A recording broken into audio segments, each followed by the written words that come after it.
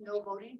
If we would, I mean, if we, so we have the 3H on the consent agenda was sort of listed as possible. So if we want to, I guess, amend the agenda to update the consent agenda to the official alter number 3H to resolution 2023-5.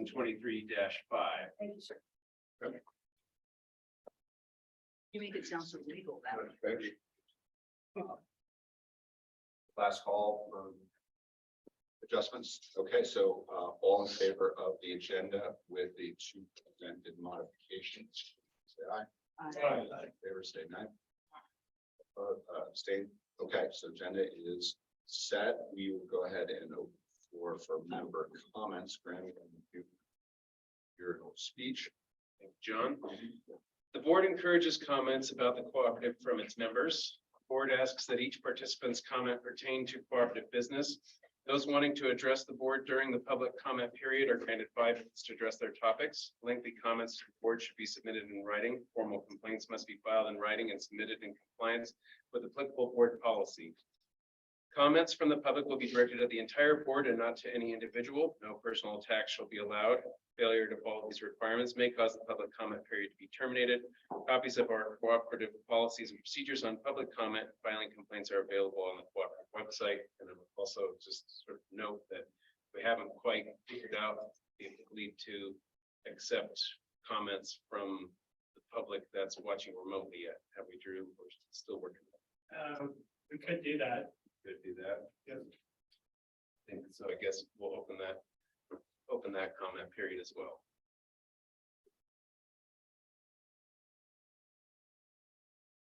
So if anybody needs to speak, they can raise their hand in the attendees.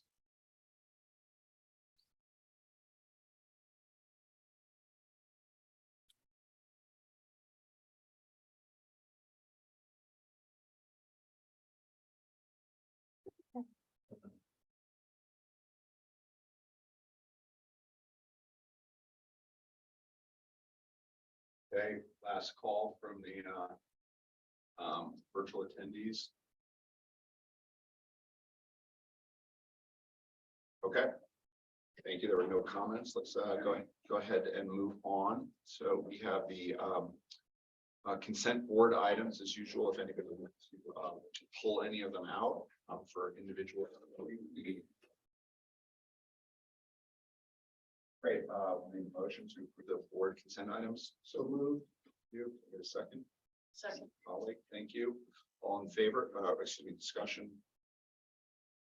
All in favor? Hand up, say aye. Aye. All opposed? Any abstained? Okay, consent board items pass. So let's go ahead and turn the floor over to Jessica. Take it away. Drew is going to show the dashboard.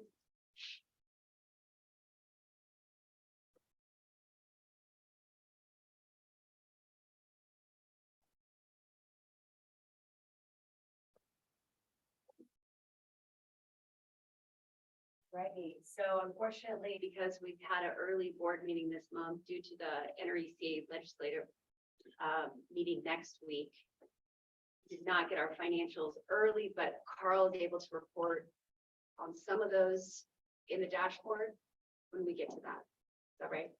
Yes.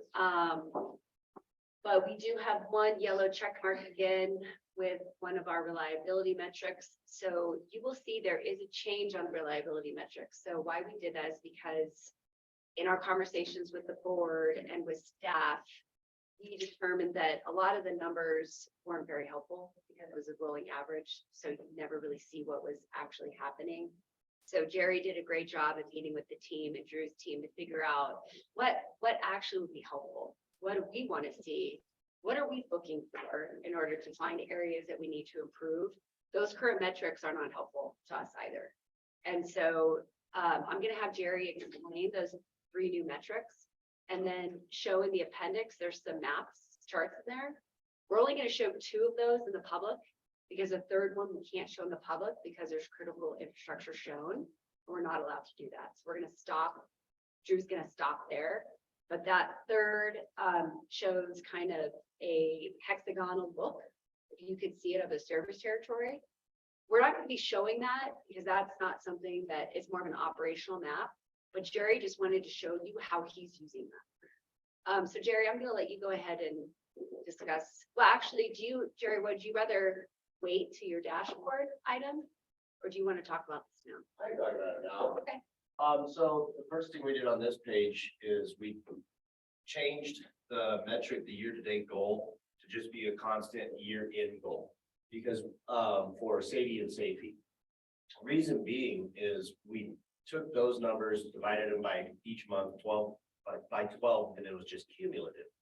Well, it didn't make sense because some of our busiest months are at the beginning of the year, so our lowest goal is gonna be in January, February, March, and it's just unrealistic to try to attain those goals. So we made it just the year-in goal of 60 minutes per member, 1 outage per member. Those are what we're shooting for, and it's much easier for me operationally to look at the 43.45, say, hey, we're encroaching on that, what can we do to keep that number under that 60? And same thing with the 1. So we changed those, and then we also changed the charts down below. And yeah, those real quick. And for us in operations, this is what we want to see. How long did it take to get people's lights back on? How long were they out of power? So this is a 10-year look at our major outages, which are 250 members or more for 30 minutes or more. And what the average restoration time was. Shows major event days with and without on those 2 boxes. So right now we're sitting at 94.5 minutes out of power for an average. When you consider a lot of our outages happen after hours, middle of the night, 94.5 minutes is incredible. Because to get the phone call, wake up, get dressed, get in your truck, get to the site. I mean, you're looking at an hour, hour and a half possibly. So these numbers are fantastic, and it's just a testament to how efficient, safe the guys have been working. And the next chart is all outages. So, or no, this is major outage restoration time year to date. So this is showing 2023. So we changed those 2. We took the safety and safety out. This, to me, it makes much more sense than those other charts. And these still take safety and safety into account. They're just measured differently where it makes more sense operationally. Do you want to just speak to the third chart? So the third one, that you guys have in your packets. What we're hoping is to get one of those maps that shows each outage and this metric, restoration time. The restoration time and the outages will work together in height for each area, for each hexagon. And then we will have a map per cause. So we'll have a map showing all the outages for planned outages. And then we'll have a map showing all the outages for snow, and then animal caused, and et cetera, et cetera. And then those, we'll just be able to visually look at that map and see where our problems are trending, where we might be able to underground some lines because we're having tree issues. And all of it we'll get all that information just by being able to look at that map. They're visually so helpful. But we're hoping to have it done by 2024. But it is a huge, huge lift for IT because these maps are so interactive, so involved. They have so much information. And we actually stole this idea from Grand Valley. RE Magazine did a piece on them a few months ago on their hex map system. And so we got in touch with them, touch base, and kind of kicked off our own deal. It's going to be a lot, but once it's up and running, I think it's going to cut down on outages and improve our numbers immensely. Yeah, go. So on the map that we do have stacked out. Could you explain to me again, stacking, is that how many different outages at a time, so the boat? Right now, those ones are showing all the outages for 2022 across the entire system. And they're actually using the SAIDI number. So the duration of time for members of those, and that's the height of each one. So the taller it is, it was the duration of the outage. That's the SAIDI number. We are going to change that metric. It's something that Drew and I have been talking about with his group, and change it to where it shows restoration time instead of duration. And then also somehow show the number of outages. I think we're thinking it might be a 2 color coded hexagon. That showing just SAIDI is pretty simple. But we want to go more in depth with the mapping system too. So what we have now is main time, but not right. that they had a bunch of Correct. outages last. Got it. Yep. Yeah, I'll just add that this was one of our targets to use better data analytics to then better inform our capital work plan and our budgets. Because in the past, we would know we had outages, but we didn't correlate them. And so now this gives us better data analytics metrics to say, okay, well, is there some area in our service territory that's getting hit more prevalent by some type? Like we know where Tim lives, you have a lot of outages with trees and so forth. So we can look over time and say, okay, well, they're getting hit quite often. There's potential to underground those lines with federal dollars. And that would also help maybe prevent wildfires as well. So we've been talking to the Pine, Upper Pine chief over there, Chief Evans. About a lot of that stuff. In fact, when I talked to him over the weekend, he wanted to bring this back to my attention that this is a huge concern of theirs, this area. And so when we can look at these maps and we say, yeah, what you're telling me is actually backed up by data, right? That's what we're trying to do. And then with that data, now we can plan the next capital work plan to say, we should probably think about undergrounding this area, and this is why. So kudos to Drew and his team. He's got a fabulous IT group working on all this. And then Jerry and his foreman actually also for inputting information and helping on this. So, any other questions on this? Yeah. Well, more of a statement. I have a unique position to be able to not just see this data that Jerry's putting forward, but to see it on scene. And I see it, very accurately, not just in the restoration time, but the crew arrival time. Dozens of times a year, we're going to have down power lines or poles that are going down, and we're on scene ourselves. And so when I take a look at this timeline and I think about, maybe the last 5 or 6 calls that we've had with LPEA response from dispatch, it seems commensurate with it. So it's nice to see the data line up with what ends up being a very tactical viewpoint that normally I wouldn't have as a board member, but I just wanted to share that I think that this data is capturing what Jerry's talking to happening out there. So I think that's good for us to have such a clear dashboard. Yeah, that's helpful. You mentioned a metric about 250 customers in 30 minutes. Could you go over that again for me? So anytime that we have more than 250 members out from a single outage for longer than 30 minutes, it gets categorized as a major outage. And those are primarily what we look at. We take planned outages, maintenance, the smaller single outages out of those metrics because we're really focusing on the major outages. Those are going to show how we are doing as a team and how we are improving on efficiency and how we can better coordinate to improve our numbers overall.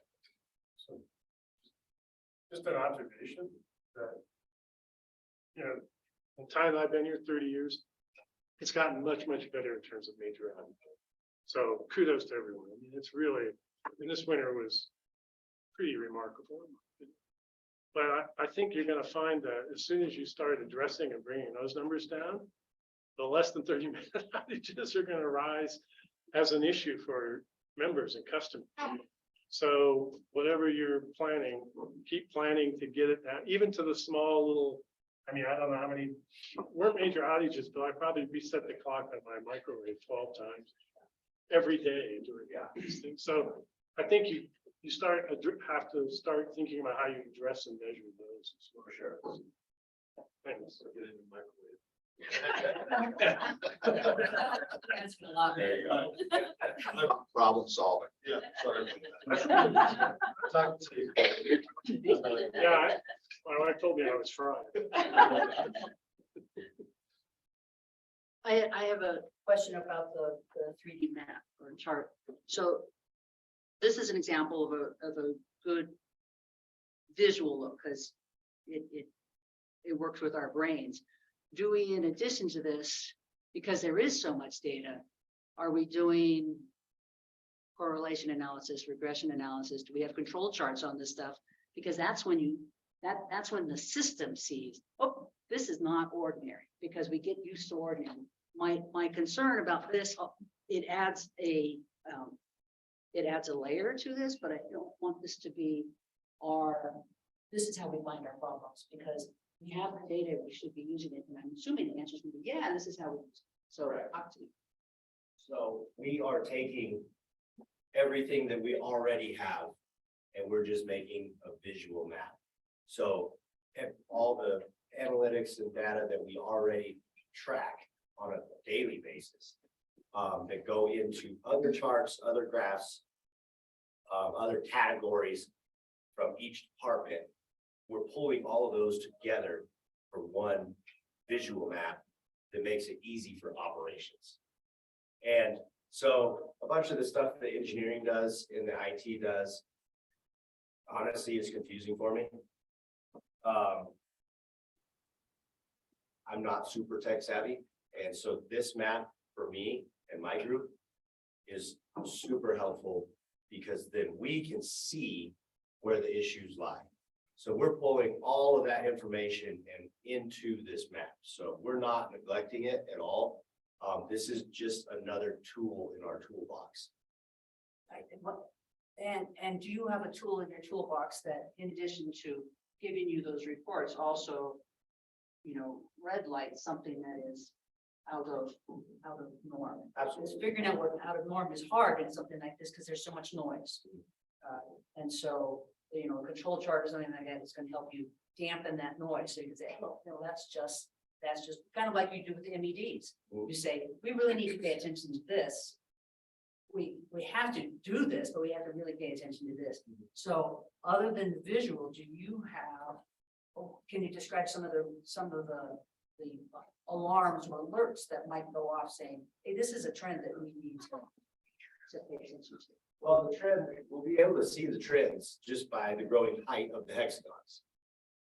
So we're going to track it month by month by cause.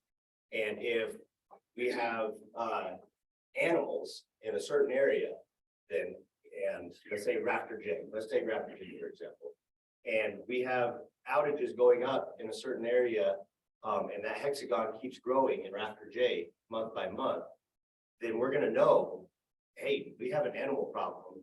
We need to do more raptor protection in this area. Or same thing with the trees.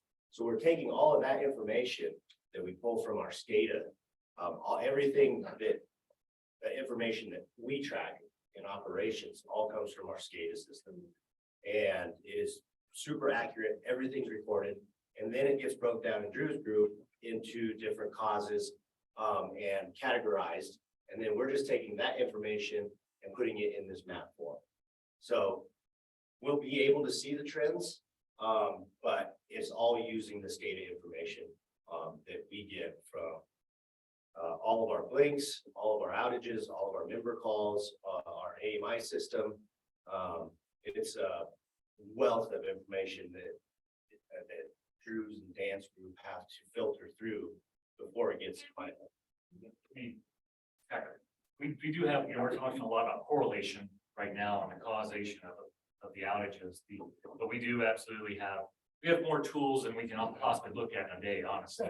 There's, I mean, between the stuff that IT is building in-house, the tools that we have through Commute, the tools that we have through Tantalus, provide us different looks in this data, and some of them are heat maps that are relative to normal for both voltage, outage time, blinks, and all those things. It's really taking that look at, here's the typical, this is atypical. Right.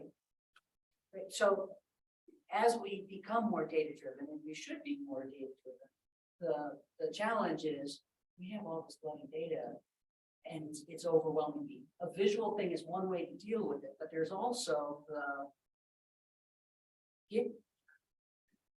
having the right alarms or alerts to say, you know, and I'm not talking about okay, we've got a thing, we've got a red flag on our little map because there's an outage. I'm talking about this is different than it was over the last 3 months.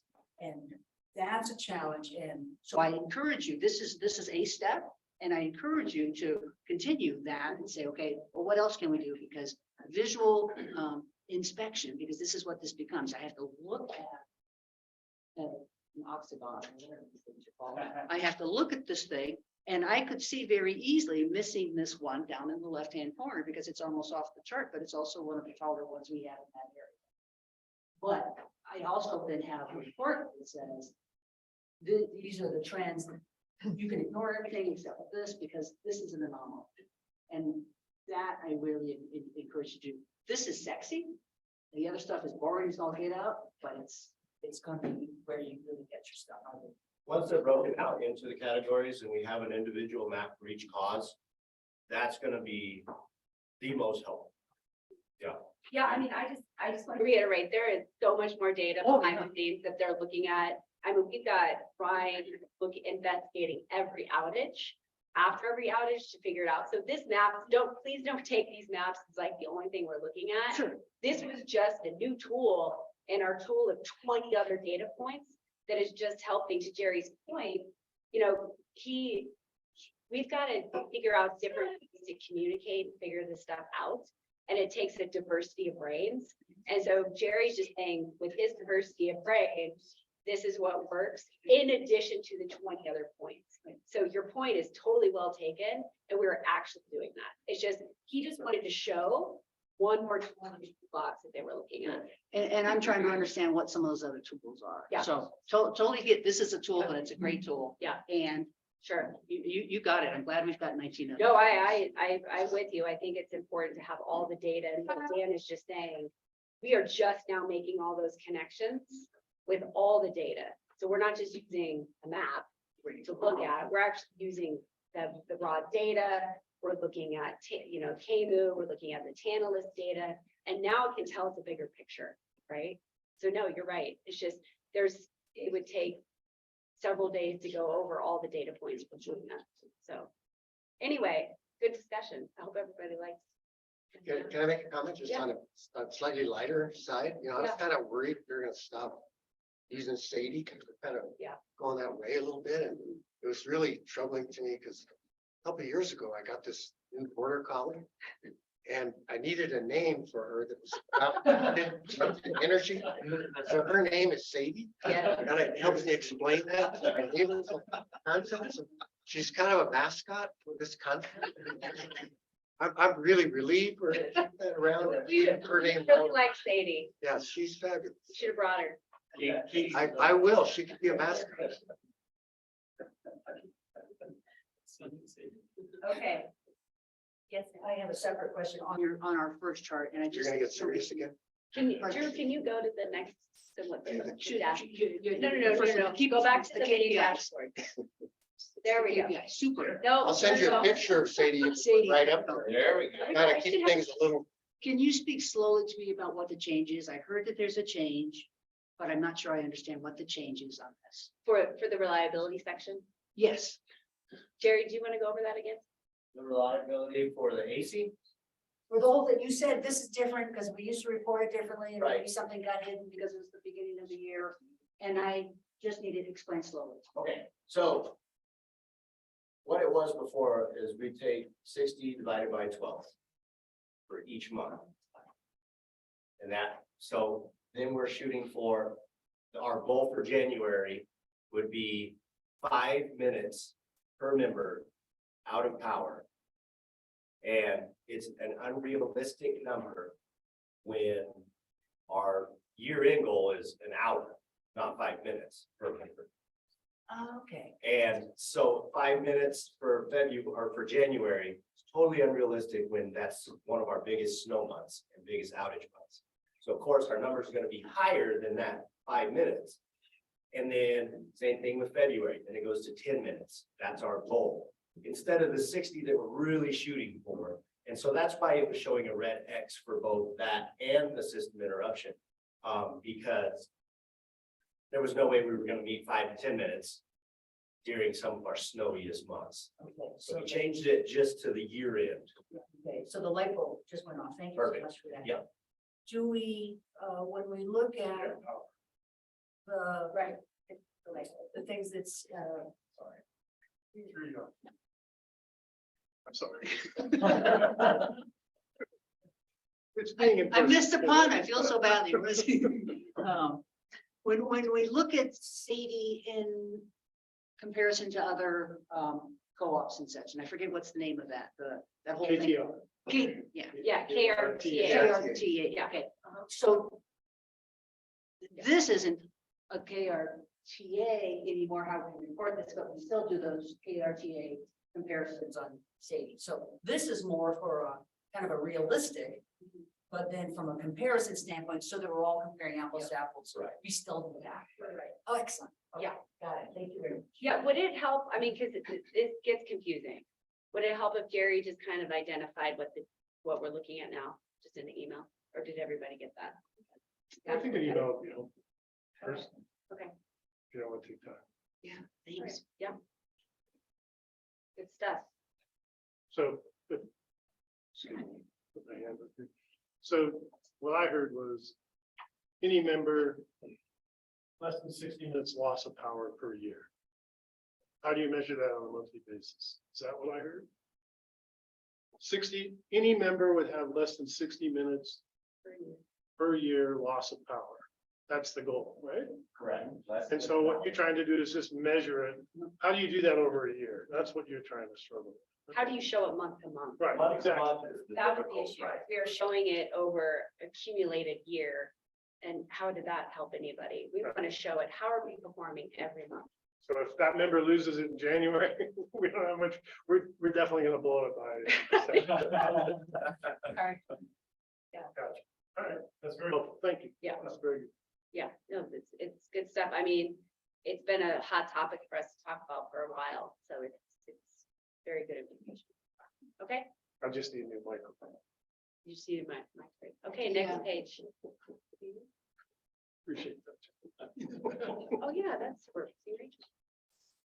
Well, here's picture Rachel at the award ceremony, at Durango Rocks Award. So we are in the green on all targets here. Pretty self-explanatory. Any questions on this page? Okay, next. Who's the person she's sitting? She is another Roundup board member. Okay. Yeah. Okay, keep the lights on. Again, we're still working on this target on complying with LPEA's wildfire mitigation plan. I talked to Jerry about, we talk about acres cleared or other metrics, so we'll continue to try to improve that, but what's great is that they're still ahead of their monthly goal of 7. One thing I think that is gonna be a question is with all the rain, and the flood, not rain, all the snow and flooding. Jerry was telling me that one thing we are watching are any of the poles that are near the rivers. So yes, we could lose some poles near rivers if they came up, but his team is already monitoring that and watching that. Is that correct? That's correct. And moisture, it finds all underground faults. So we're running into that right now. When the ground gets saturated, it'll find the nicks in your insulation and create underground faults. But we really don't worry too much about flooding in the sense of like flash floods unless it's in a burn area. Anytime that it's in a burn area, of course, you're gonna have massive runoff. And that's when we get concerned about losing our underground infrastructure more than actually our overhead.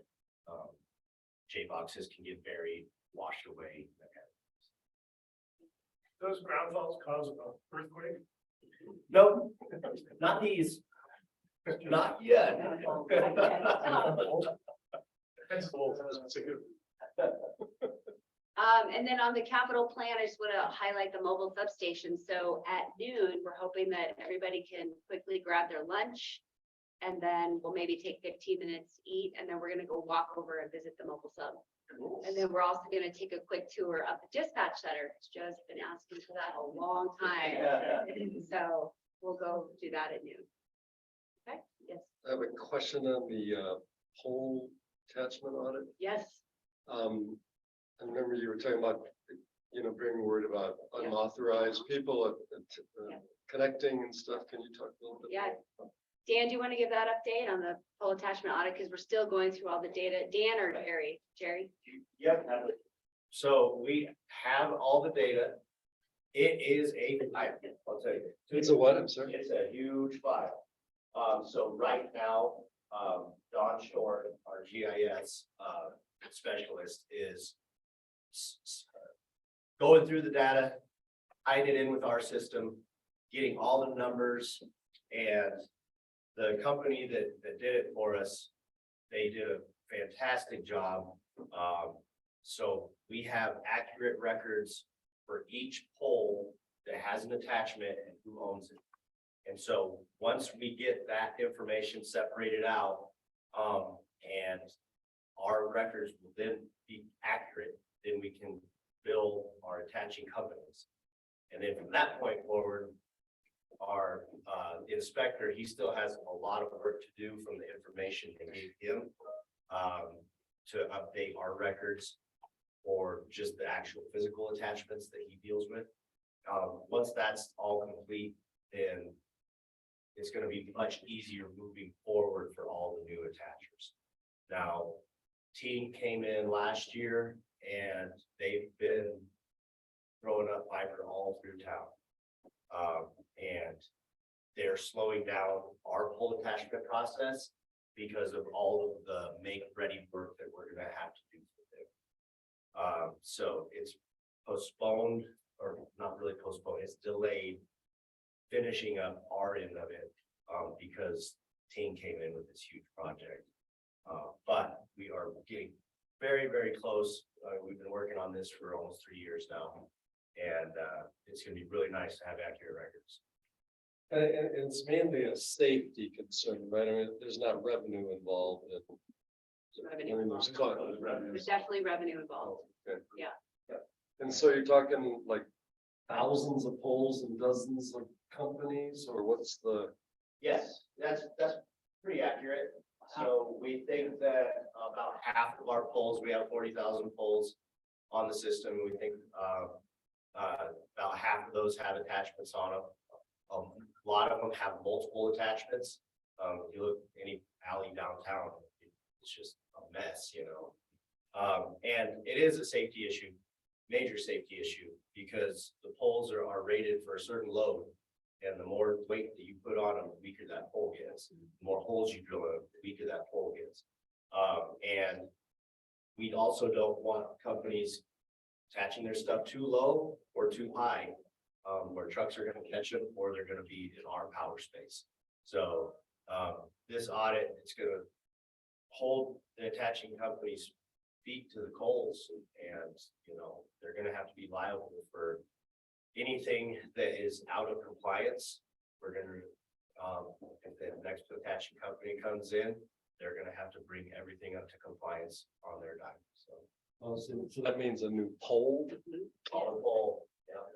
Pretty expensive. And then, so does each attachment, do they pay a fee? to us Yes. To do that? We're gonna It's, attach I it. Okay. believe it's close to 17 a year. $17 Per pole attached, like, so each contact point is about $17. Thanks. Yeah, those are great questions. And in the context of results of that audit, how many of these attachments do you think are actually not paying? I mean, how much of that is going to be in a sense? I think that 2/3 is a good number that have been paying. I think that they found a third that I don't believe that the companies necessarily intended to like skip out on $70 a year. Yeah.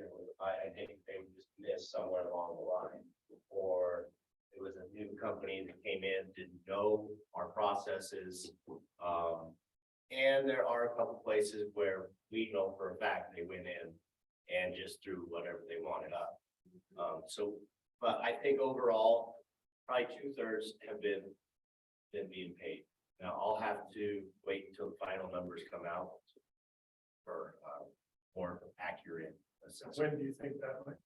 Hopefully by the end of this month. And for that, say that third, how, what's the possibility that some of those attachments were made by companies that are no longer, they've been acquired, no longer exist, or have some, been, like Brainstorm, for example, has been purchased, that kind of thing. So It's come and gone. this group, they say that number one, they said our system is for attachments is crazy, the way that it works. And it was very difficult for them. They were hoping to have been done last October. And they just finished up, because of the difficulty of tracing everything out. Each attachment they traced out. And they went as far as knocking on doors and asking to see, who do you get your bill from? So they stand by, their guarantee is they'll stand behind, when we send out our billing and we get pushback, they will back us with their study and, they'll go to bat for us. All right, so this third party is basically qualifying the data to be able to go back and get the bill. And sorry, I don't mean to. I'll let somebody else ask. There's just some really interesting repercussions of this as we think about partnerships and achieving our strategic goal. Right, so I'm really happy we're doing this, but I think there's still things to talk about and address from policies. Go ahead, I'm sorry. So there was an article in the Wall Street Journal about a month ago. They brought us the coral like Mexico. They said one of the issues they're having there, they're having a lot of companies coming in wanting to attach the pole. Pole can't handle it. That company feels the co-op should pay for the pole. The co-op feels that company should pay for the pole. That made national news. Is that an issue we're facing as well? Who's paying for upgrades on poles and they mentioned as Carl, these poles are some of the original stuff, so they're old poles. Yeah, I mean, Jerry, do you want to address that? So we have a very specific pole attachment policy that all attachers have to abide by. And there's specific situations where who pays for what. It's spelled out very clear. More and more companies are not willing to pay to upgrade the mile that they need every single structure. And so they're going underground. More and more of them are just going underground. They're either plowing or trenching the boring. So that's more the direction that we're seeing. One more question. Is there an average cost to a pole? Jared, I mean, it depends on height and the Yeah, if it's a material. tap pole, and Yeah. or it's, has dips on it or transformers on it. But I mean, maybe 2,000 or 5,000 a pole and just an average. What's that? To replace pole. To replace a Yeah, pole, just on average, or maybe what is our investment in poles? it varies, to replace a pole, it varies, I mean, just in location. And it's mainly due to, labor costs are the big thing, labor and truck costs. If we can't get a hole down and have to drill rock anchors and get the jackhammer up there to even get a hole. you know, it's gonna cost quite a bit more. So it's in the tens of millions. Billions of dollars. It's probably, yeah. No, Jody.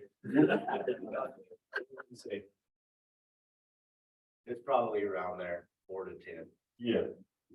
Yeah, and that, I mean, a single phase pole is gonna take, you know, a couple hours to change. Where a 3-phase junction pole with like the transformer bank and primary dip is gonna take probably 2 or 3 days. So, And ever since I've been on the board driving around, it's like, wow, there's a pole there. I never noticed that pole. Sounds like Graham might be busy the next couple of years. I really appreciate this audit, because that was sort of something. Yeah. When I kind of came in and we started looking at the full attachment agreements and bringing it up to date, because the attachment rate that we had been charging was sort of based on sort of circa 2000 cost of service and stuff like that, and bringing it up, and I was like, well, here's our partner map for all of our electrical system. Where does it show the attached fiber on it? And I got a shrug, right? So I've been pushing for this audit for almost since I got here, to just sort of like know what assets are located where and have an inventory that we go to. So I'm as happy as anybody about this audit coming to completion. I'm also not as surprised as some people might be that it's taken as long as it is, because that was sort of the impression I was getting going into it. So in terms of, I've read that policy, believe it or not, the pole attachment policy recently. And it does allocate costs, like you said. Right? The basis for that allocation, basis for that costing, it wasn't clear on that, you know, how we arrived at that. And I'm sure you guys all have great numbers, but you know, there is a clear benefit to the electrical element of our electrical system, if you will, in replacing power poles, whether that was triggered by another attachment or an attachment versus the cost and driver of just that attachment. And I would appreciate understanding that better at some point, right? How do we arrive at those numbers? Well, how does that get allocated? Because when you replace a pole like that, you're now talking about something that's going to last for a long period of time to benefit the electric system. And I'm not familiar enough to know whether that's a fair allocation. Yeah, we'll get back to you on that one. Good question. Thank you. Okay, keep moving. I think the auditors are online, so Okay. we're gonna keep moving on this. So we did have one yellow explanation point here on the target of continue to pursue local clean power projects. And that's because we have, we were stalled at La Plata County on the Sunnyside Solar in their permitting because they have a significant shortage on staff. I'm sure you read about it. They had 8 open positions, is that right? And 8 out of 10. 8 out of 10. I've been talking, I have a bi-weekly call with Chuck Stevens, just to kind of talk about issues in us. And so they've been very open to working with us. They recently emailed us and said they do have a solution. So they'll let us know what that is. I think they're going to contract out a permitting person to help us on this project so that we can get moving. So while it's yellow now, we're pretty confident that we can move it to a green check mark next month. We're hoping. Is that right, Dan? Anything else? Okay. All right. Next slide. All green checks here. If there's anything you want to highlight. I appreciate Hillary and her team working on the online self-service start stop transfer service through text. You've been finding that through our member surveys, people don't want to talk to you on the phone. This new generation, they'd rather just text. And so we're trying to make sure that we address that need of our demographic of membership that's growing, actually overtaking the other demographics. So, okay, Yes, ma'am. I'm gonna take the opportunity, since this slide has the word education on that. So this isn't your targets, I understand.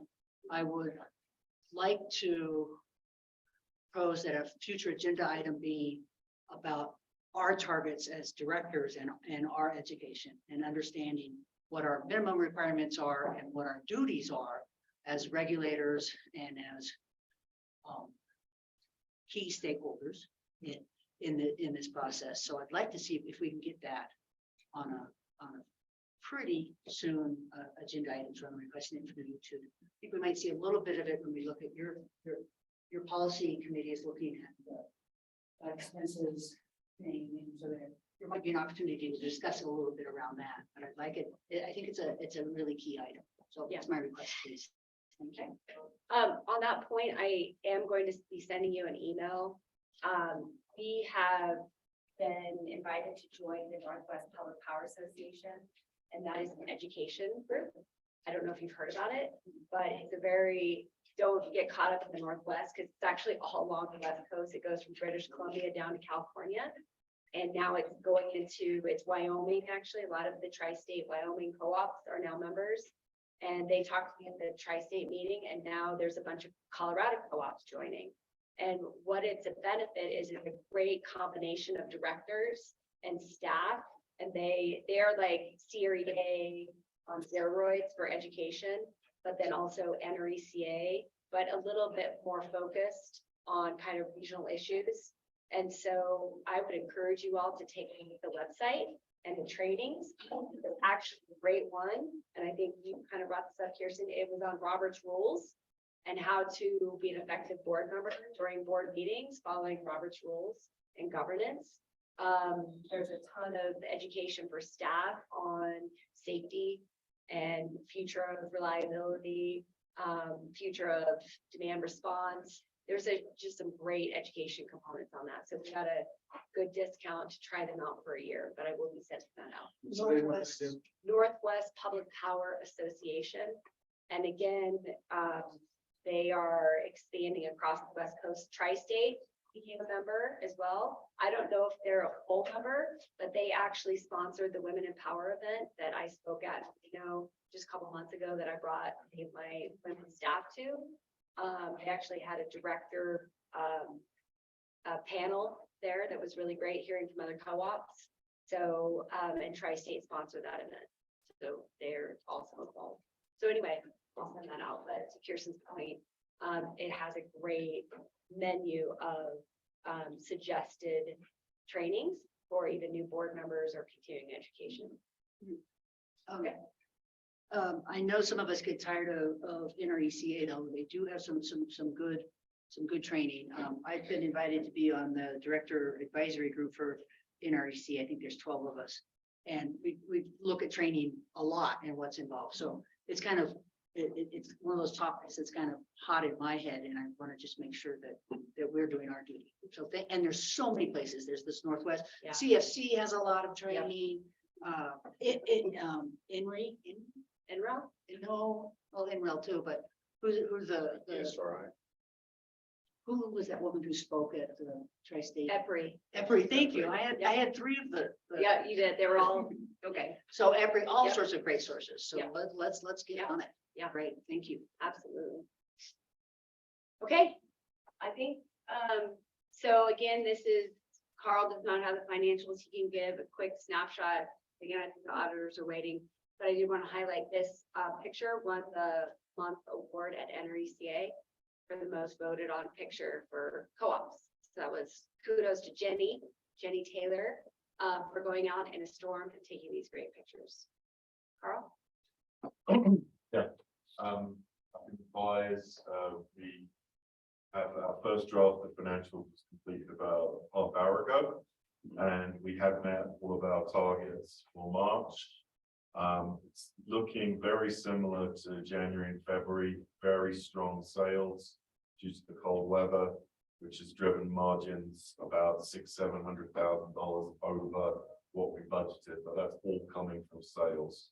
Other than in expenses, we're about $100,000 under budget, which is on legal fees. Everything else is pretty tight to budget. So very strong once again due to the cold, and all of our targets were met, including cash. And then you'll be going through the details of this tomorrow. At the fact, Out of the fact, so if people want to join the fact to hear the full report, you can join that tomorrow. I don't think we currently have it on the agenda soon, but I think we can slot it in before we talk about that next. Thank you.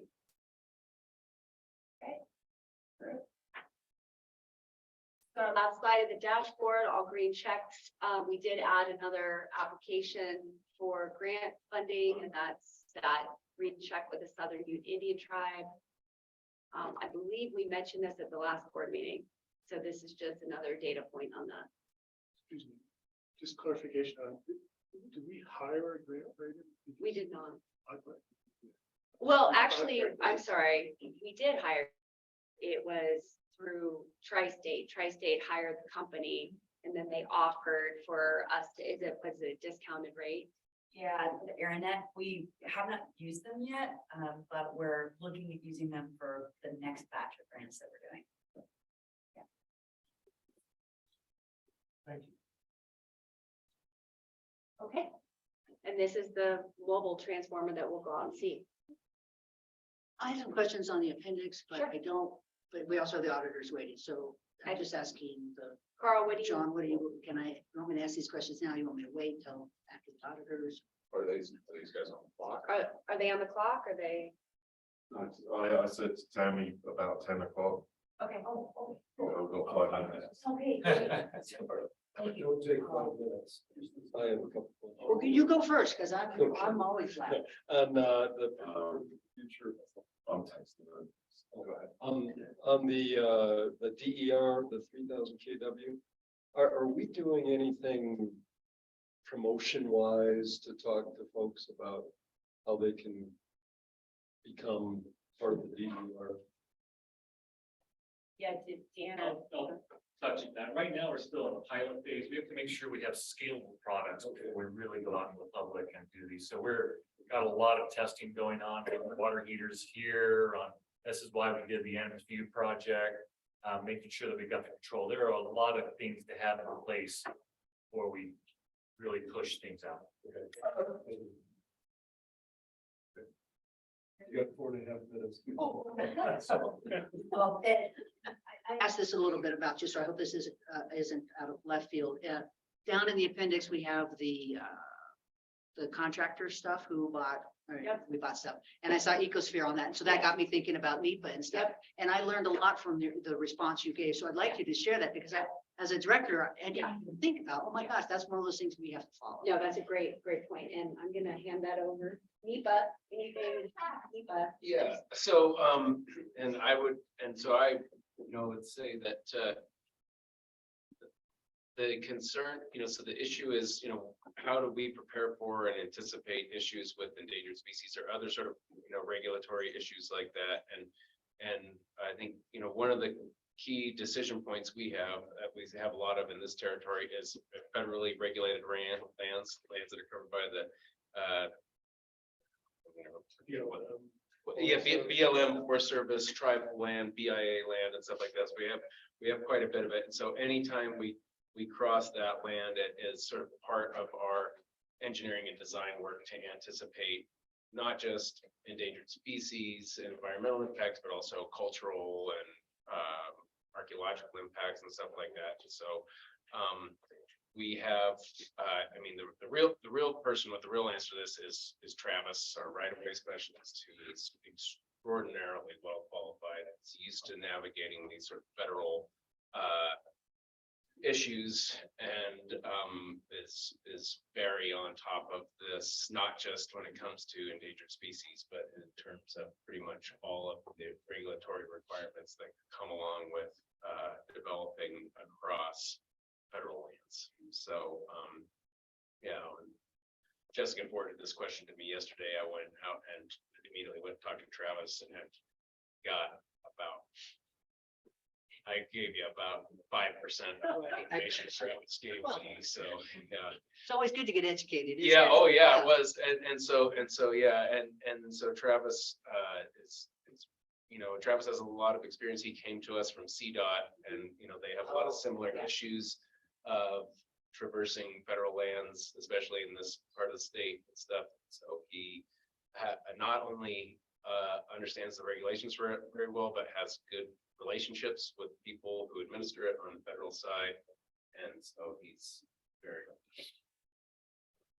My follow-up question, And I don't expect an answer now, because we probably have to ask Travis, is Yeah. have we had to change the plans because of endangered species? Have we had to reroute something? Good question. Yeah, we'll It'd find just out. be interesting to know. Yeah. That would be. I just mentioned something real quick, because this happened in Tri-State. We have a transition project on the state.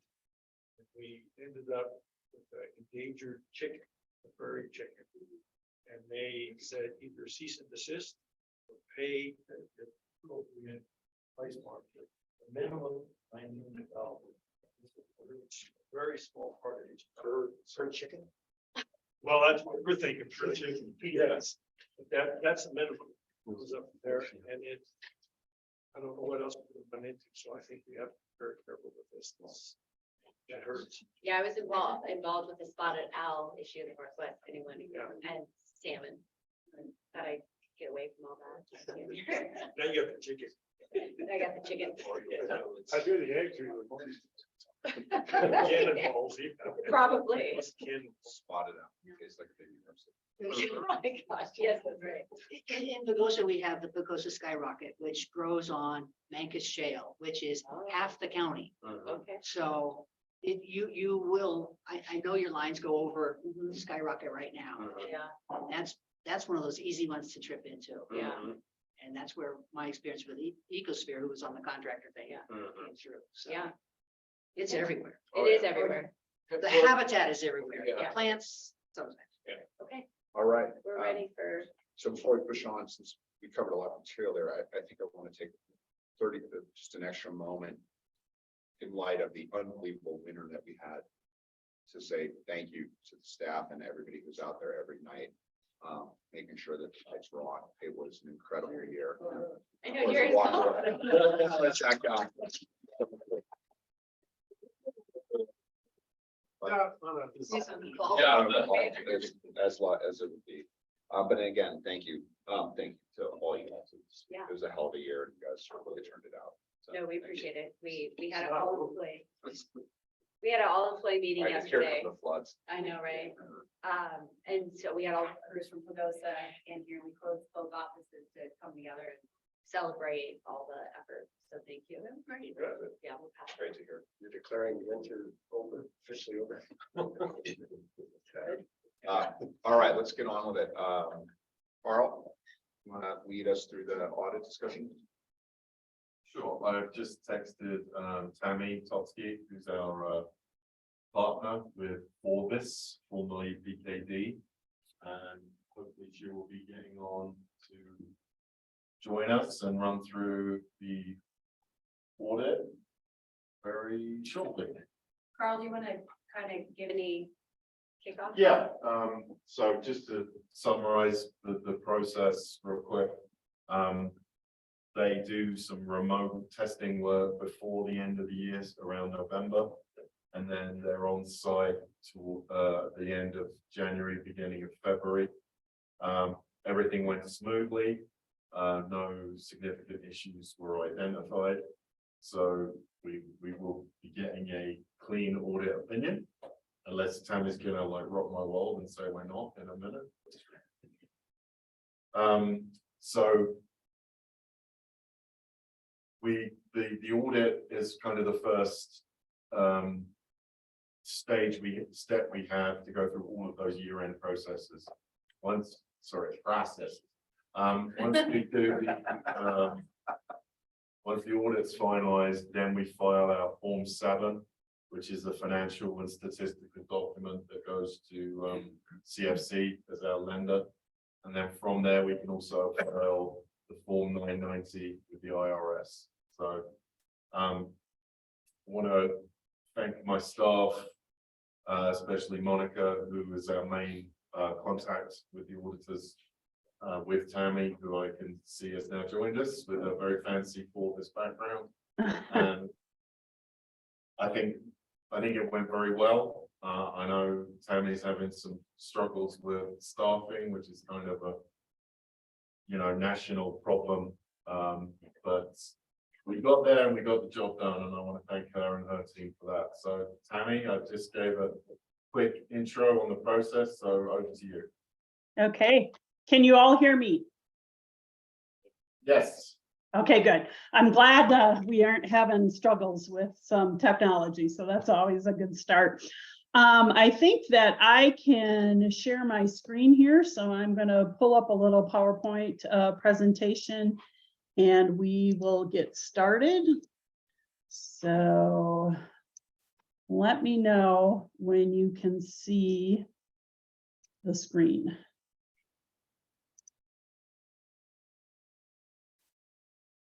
Yeah, the participant list is good.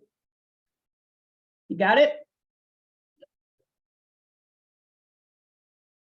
One more time. I just need confirmation that you can see this screen. That's good. important. Okay, good.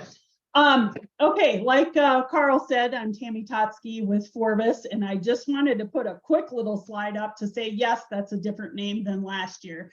We did merge in June 1st with DHG, and that really kind of picked up more of those southeastern states in the United States. As far as you're concerned, it's a new name.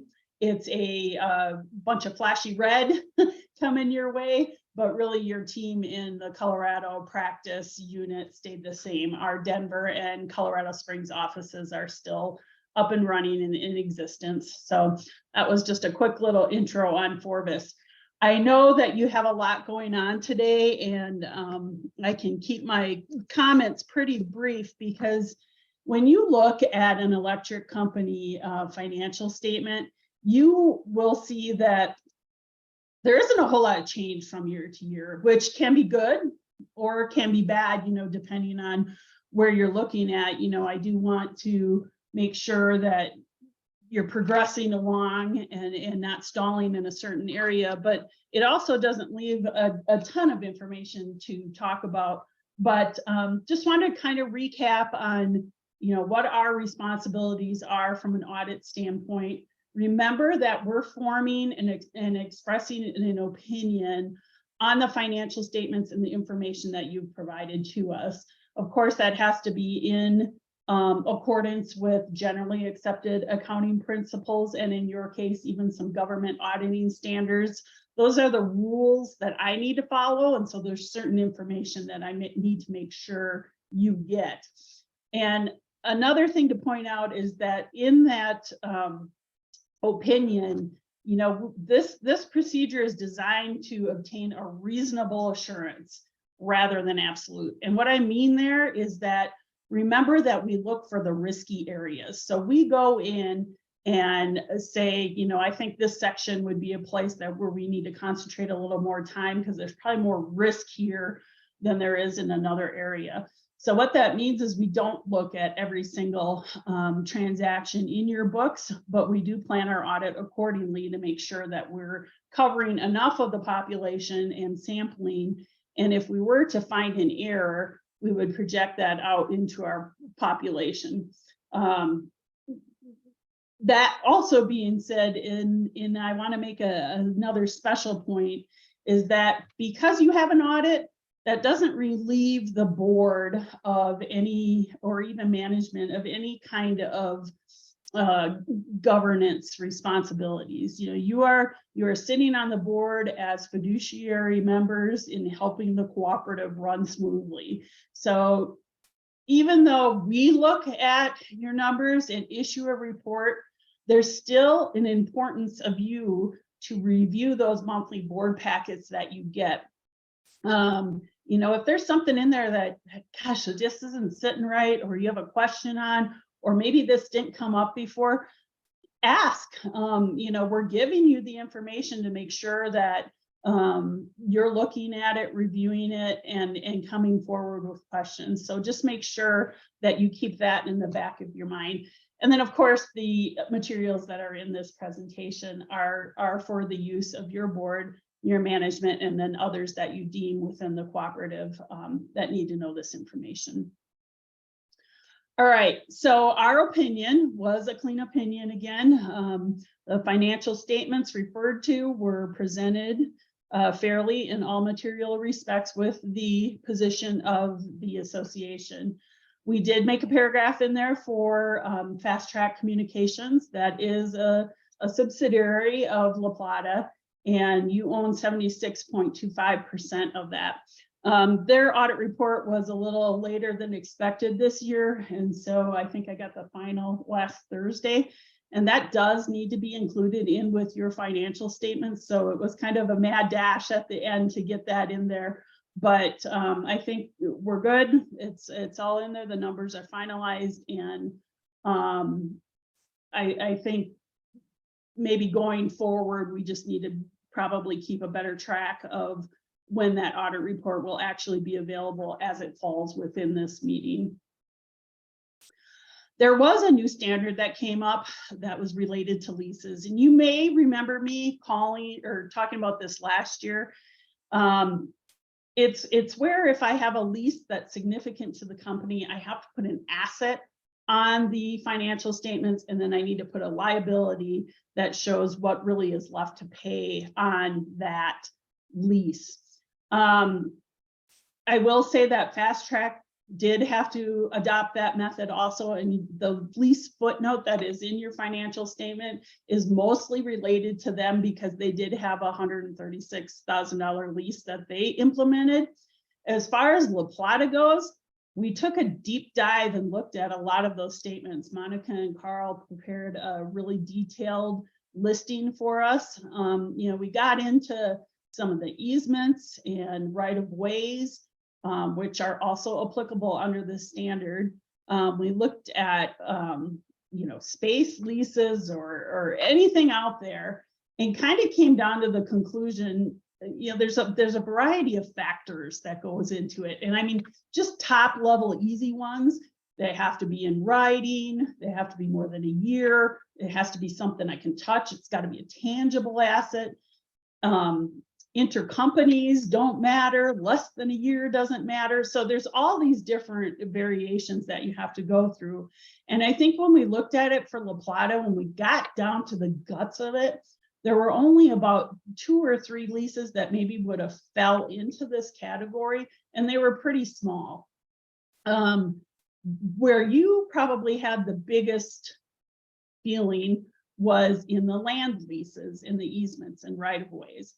And there is an exception available where you can say, hey, I know this became effective January 1st, 2022, but I'm not going to look backwards and restate everything. So what we did was we looked at everything kind of going forward.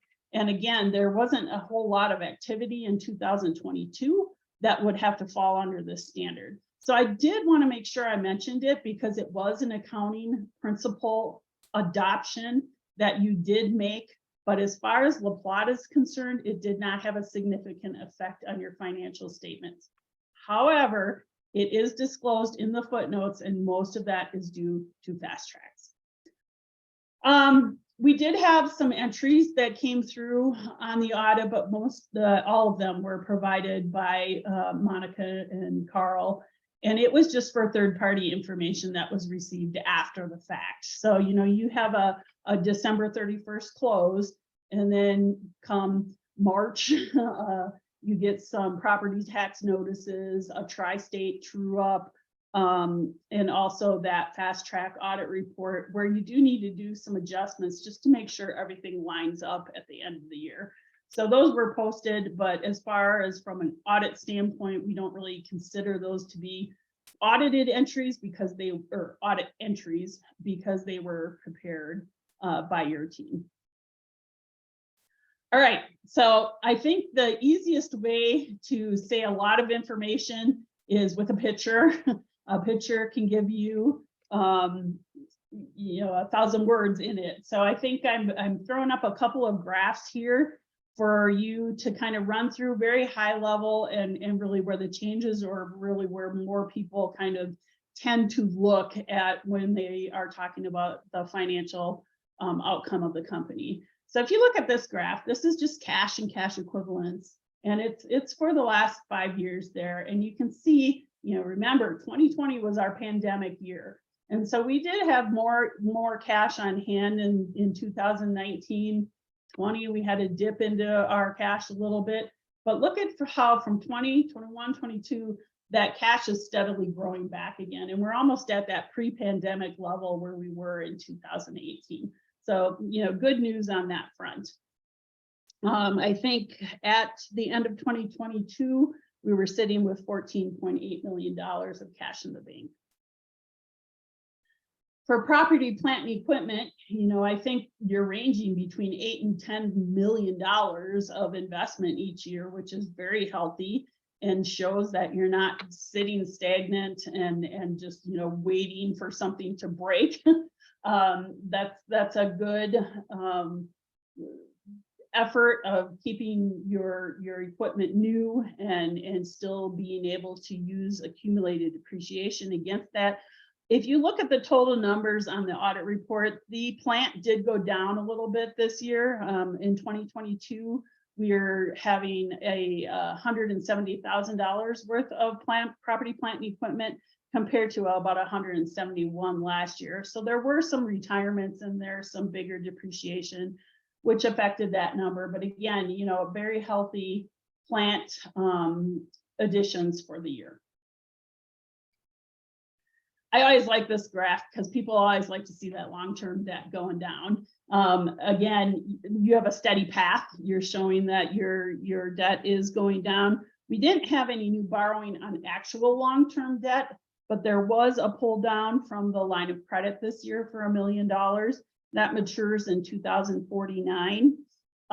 You see that debt going down, but it's important to note that it's still about $106 million at the end of December, but compared to the prior year, you had $111 million outstanding in 2021. So that's a decrease of about 5.49, so $5.5 million every year. Again, that's something you need to budget for.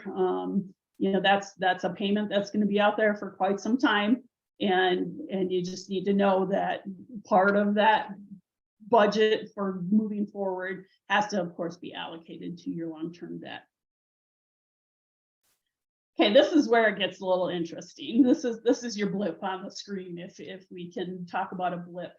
The red line is operating margins. The purplish blue line is net margins. And what I mean between those, the red line is your normal business, right? You have your normal operating revenues, which include your electric margins, and then you have your normal operating expenses, which have cost of power, your corporate expenses, a variety of items, but it's just normal business. And so you're on this trend, and you can see from 2021 we're going up. We took a little dip in 22, but nothing major. But if you look at that purple line, you'll see how, again, it's following along that path, but then boom, 2022, it goes straight, well, not straight down, but it goes at a pretty significant decline. There's a reason for that. When you get to that high point on operating margins, that's that company just chugging along, doing their normal things. What comes into effect when you talk about net margins is all of the other. And so included in that other is, interest expense, which typically would be very comparable year to year unless you were to draw down some more debt. You have your G&T and other capital credits that come into play. That was a change this year that we're going to talk about soon. And then you have your other items, which in La Plata's case for 2022 includes that deferral we made for the rate stabilization plan. So, you automatically take 2.75 off of that bottom line. Of course, you're going to have a drastic line going down. To explain that a little further, I looked at the last 6 years of what just electric revenue was and the cost of power, and you can see how steady that is.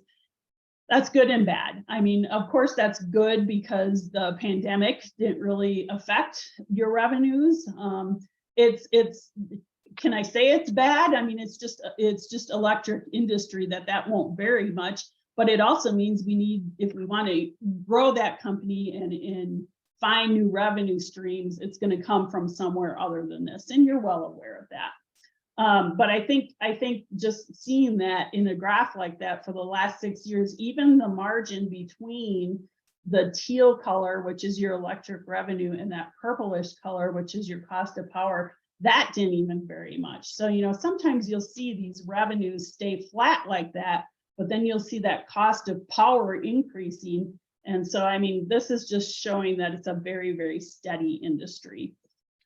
When I look at that other information, this is where the G&T came into play this year. And I thought it was funny because look at how every 2 years it kind of dropped. I don't know if that was planned, but in 2022, that's the first time in a very long time, if ever, that Tri-State did not allocate any margins. And because of that, that of course affects your bottom line. Typically, you would see a pretty nice number come through there. I think we had estimated, Monica had estimated 500,000 when the start of the year came, and then that ended up being 0. So the numbers that you do have coming through for G&T and other capital credits are, of course, those other co-ops that you're involved with, which would be Federated and then your lender. Okay, so I just wanted to take a minute to talk about related parties in with that whole tri-state discussion. They did still give you, even though they allocated 0, when it came back to refunding those capital credits, you still got over $1 million refunded in 2022. Western United was another one that you deal with that's a related party. And I think, you know, when we're talking about expenses and how prices have increased, I thought this was an interesting one to throw in there. The costs and purchases that we did with them were almost $1 million more, or were $1 million more than they were in the prior year. You know, and that can be related to quite a few things. It could be more activity and more purchasing of items with them, but that's also a factor of the inflation that's happening around the world and how everything does cost a little bit more. And so I thought that was an interesting stat to put up. As far as fast tracks go, you do get 76% of their income as being their majority owner. And I think their full margins went down when you compare last year to this year. So their margins were 145,000 versus 762 the year before. That's where you're going to see some of the higher expenses come through. They also had a pretty significant market value loss. So whenever you're invested in stocks and bonds, you know, I buy Apple and I bought it for 100 and now it's worth 600. Yay, you get to record that increase in your bottom line. But for the first time since that financial accounting standard was implemented, we had a decrease. And so at December 31st, if you remember, the market was closed and it was closed pretty low. And so they had about a $300,000 market value loss that they had to record that came through their financial statements. I put a little pause in here to say that's the big giant recap of La Plata. We always forget to talk about the roundup. And so I wanted to make sure I put a pause in for La Plata before we switch to roundup. Is there any question I can answer on La Plata, or else I can keep going and throw in those last 3 slides for roundup, and then we can take questions after that. We have the article. Carl, we have this? No, we will have it. Tammy, can you hear me at the back of the room? I can. Excellent. I think the plan is that we'll be signing off this week Yes. and share the signed financial statements with the board this week. Yes, so we sent drafts for Carl and Monica's review last week. There was an updated, my report went through quality control. Now, remember, I didn't get Fast Track's audit report until Thursday, I think. So on Monday, Carl had what I would call final report in his inbox, and Monica and I touched base and she had no additional questions. But the point of trying to get that finalized before the meeting would have required signatures. We could have rushed it through, but I think the advantage of having it open for this meeting is that you as the board can review it and look to see if there's anything that you disagree with, or if you have questions on how the leasing standard footnote is written, there's opportunity to still change. And so both Jessica and Carl were emailed a list of management representations today. If you are good with what is there and they sign off on that, I can issue reports tomorrow and they'll be finalized. So it is a quick turnaround on this. It's just open for discussion at this point, just because your meeting was today. So I super appreciate the speed that you had to deal with. So will you be available to ask questions next month? Certainly. Yep. Yeah, we may have a question. This comes up and all we have questions to base on is your Right. No, I understand that. I understand super. that. Yep. Okay, let's just switch to the roundup real quick, because there's not a whole lot to talk about. And then if there's any other additional questions we want to take, we have time for that. Of course, La Plata roundup. This is where you collect on your customers' bills and you kind of give some assistance back to the community. Not a whole lot to talk about here. Your cash did go down when you're comparing 2022 to 2021.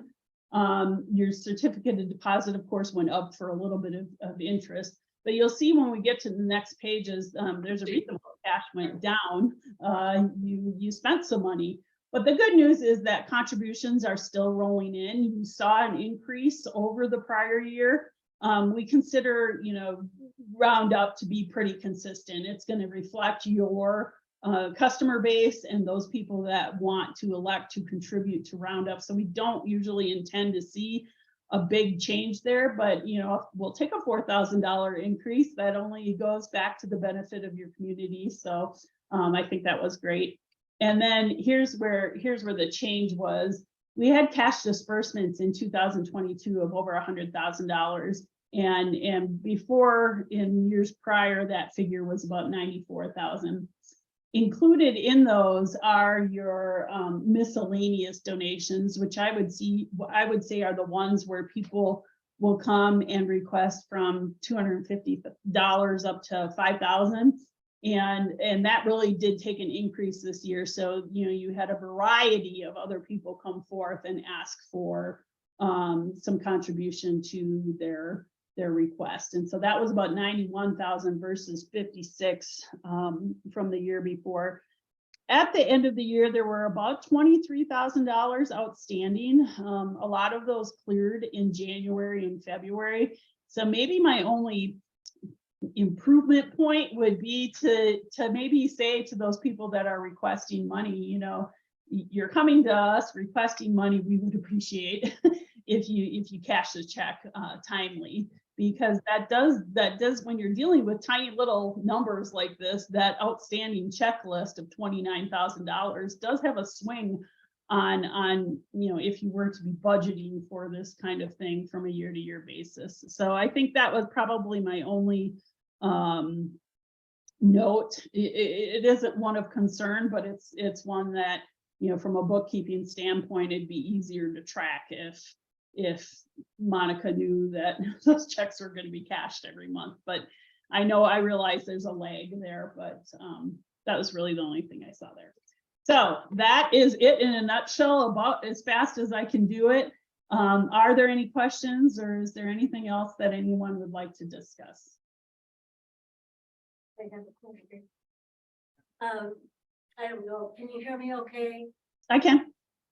Just kind of as a follow-up to Kirsten's question about hard copies or electronic copies. Is there anything that you would indicate that we need an executive session to discuss this meeting, or would you be available next meeting for that as well? I mean, I can be available. I don't think I have anything that I need to bring to the board. I think that, the audit did go pretty smooth, and when we requested information, it was there the next day. And so I think from that standpoint, your team has responded awesome to our requests. And it's good information. There isn't a lot of times where I go to a client and don't find an audit entry. And so, the auditor side of me sits there and goes, I gotta find one. I gotta at least find one. But your team does a good job in reviewing and recording the information. And so, the ones that are on the top of my mind when I get that trial balance are, hey, we need to look at this area, and this area. And the adjustments were all there already. We did struggle with that leases, because you have a lot that could actually go into that category. But when you're looking at the size of a La Plata, if you have a $5,000 contract and that's what comes up, I don't want to I can't say I can bring it to you and say, here's a $5,000 contract. What do you want to do? And I think the consensus would probably be, it's $5,000. Our readers aren't going to care if you tell them I'm renting a copier for $5,000. So, you have to go through a long list to get to that point. But it is something just to keep in mind going further, is that when you get into elements of leasing, this is going to be something that you're going to have to consider year to year to year. Did we get into any new leases? Were they significant? Are they in writing? Are they for something I can touch? But as far as having an executive session to go over any of that, that would be up to you, but I don't have anything to bring. The other thing I would point out is, I don't know when your meeting is in May, but I am going to be gone from the 17th forward. My daughter is graduating from grad school, and I would like to attend that, since she was a 2020 grad who didn't get a college ceremony. So we're going to try to play that up pretty big.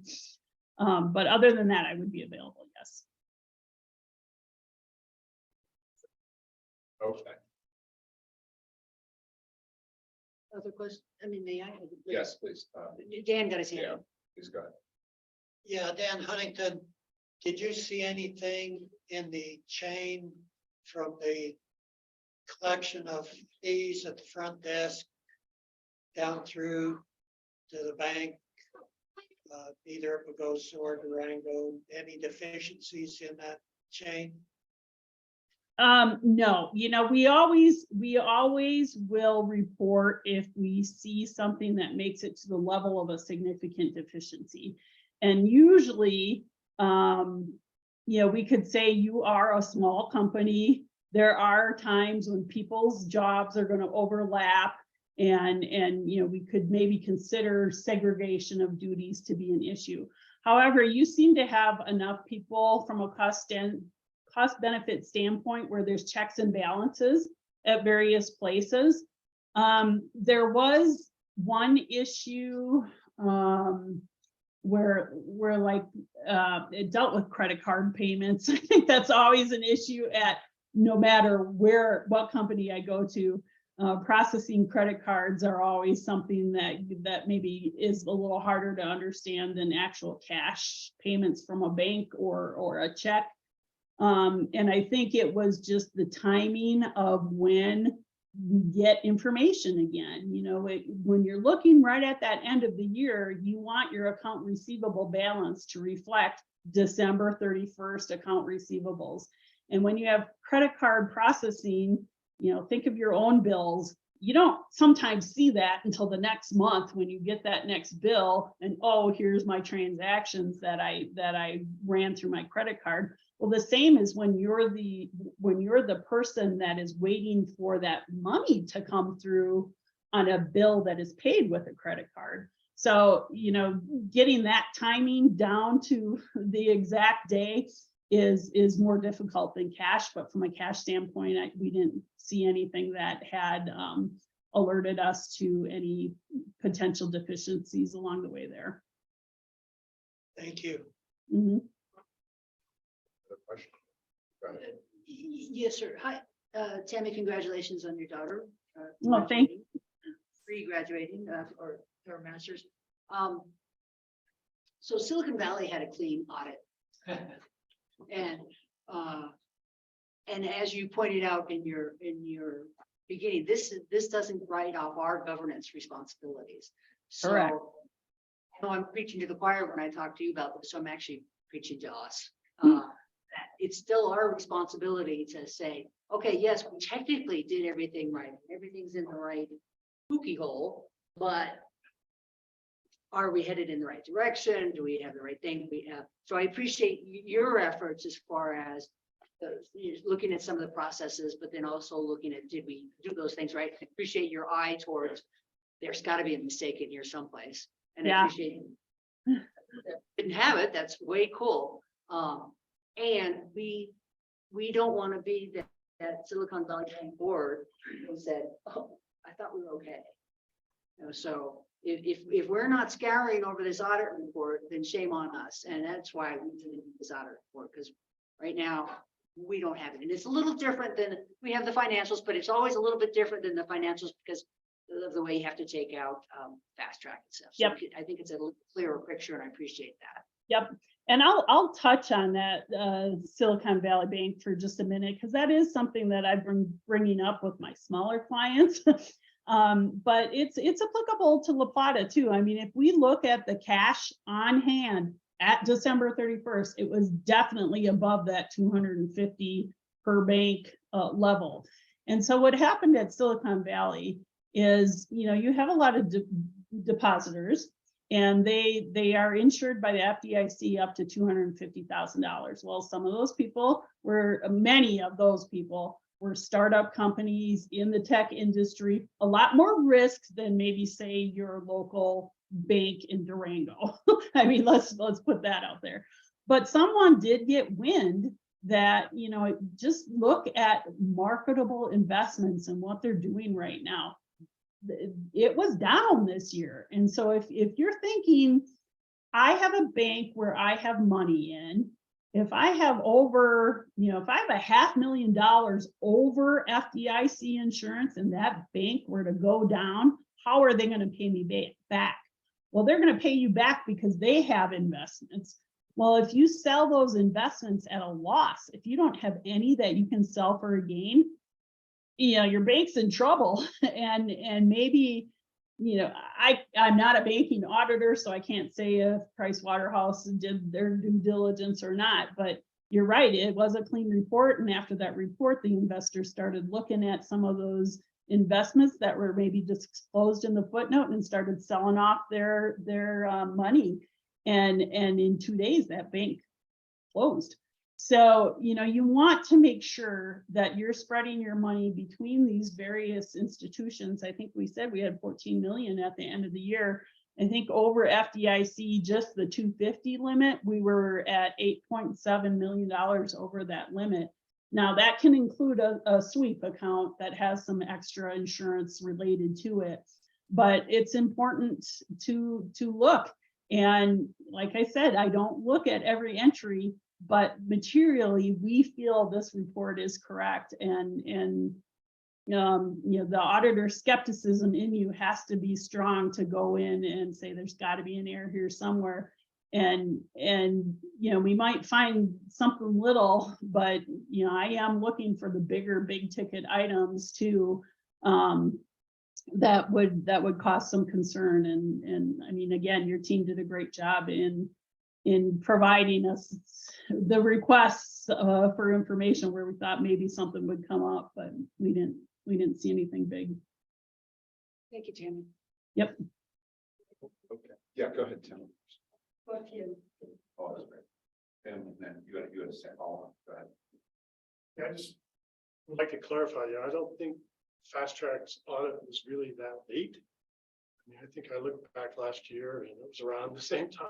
Okay, I don't wanna have a picture painted here that somehow Fast Track is not providing the audit. I will say that they also had a merger that they went through. I don't know if that affected their time frame or not. But their audit report last Fast year was, Track? Fast Track did not have a merger. no, the auditor for Fast Track. I saw. I don't know if that I think affected if their you look time. back last year, I don't think that. Last year's audit report was dated March 6th. This year's audit report was dated April 6th. Thank you. Noted. Sue, go ahead. Thank you. You know, we have policy in place for kind of that checks and balances between our CSRs and the upper level staff, Monica and Carl. Did you guys check to see if the policies were actually being followed? As far as like taking money and accounting for those? The reason I ask is because I had been on an electric co-op board previously that there was embezzlement. And we had policy in place, but they weren't being followed by the staff. So Sure. just wanted to see if that was something you guys. So, you know, again, it is not my responsibility to look for fraud. I will ask questions about it, and based on the responses that come back from those questions is where I'll track down to see if I find fraud. Again, that kind of comes back to, it is a fiduciary responsibility of those people involved with your company to be looking for that too. We do go through a pretty extensive review of cash inflows, cash outflows, payroll, materials and supplies, investing, financing, and leases, where we will pick a selection based on the control that we are told is in place, and we'll go back and test a selection. So am I looking at every item? Again, no, but we do a walkthrough based on, you know, we might pick the month of September and say, hey, on September 12th, we are going to test this walkthrough and see that the transactions are flowed through and that people are signing off appropriately as being reviewed, and that the amounts are matching up. We did quite a bit of that. We have documented in our internal control in our binder what steps we prepared. That being said, though, if I have collusion between a CSR, and I'm not saying this happened, but if there is collusion between a CSR and a manager and a financial person who has access to the general ledger, that they can somehow come in and say, hey, I got a payment for $100. Go in there and tell the system that this $100 payment was received unless you and I split it and go out to lunch. How are you going to find that? You know, it's the customer's not going to call to say, hey, my payment hasn't been applied. The records look right. Fraud is a scary thing. It's opportunity. It's the ability to get away with it. And it's the wanting to do it. And I'm not saying that La Plata is exempt from that. We can have the best employees working on our staff and fraud can still be an issue. So we do look at procedures. We do make sure we go through walkthrough of items. We do look for approvals. But you know, and the items that we tested, they turned out okay.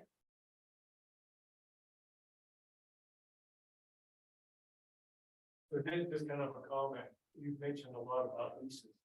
In our consent, and today we approve staff going forward with the lease.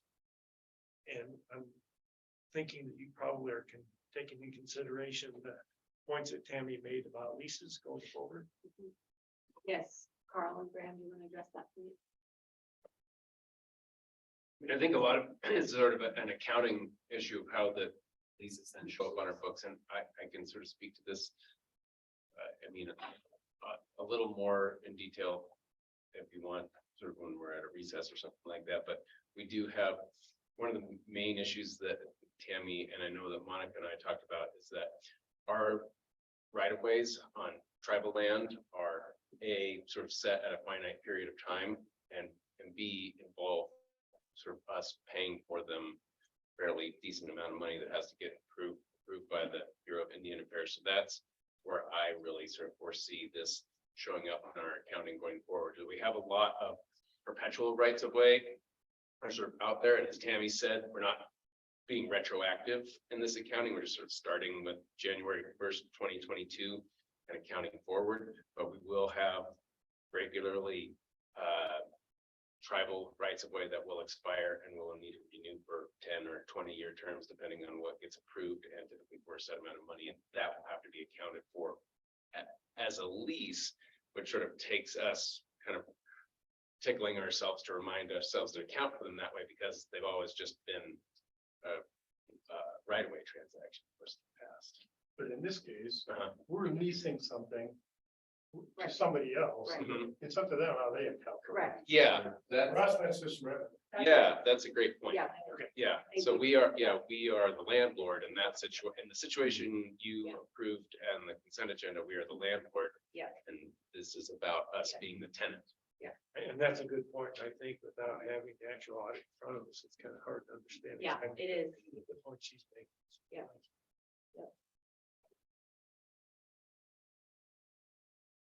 I guess just to add to that, I agree with 100% with what was said. I think the only case in a landlord situation is you could disclose, hey, reader of the financial statement, for the next 5 years, we expect to receive these kind of payments. That could be an additional disclosure you might want to consider going forward.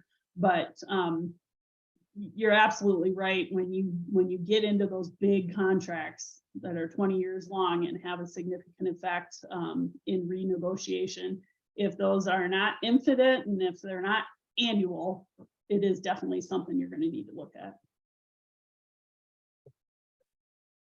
One more question. So you just talked about like fraud and responsibility of the board and staff to monitor that risk, basically. Right?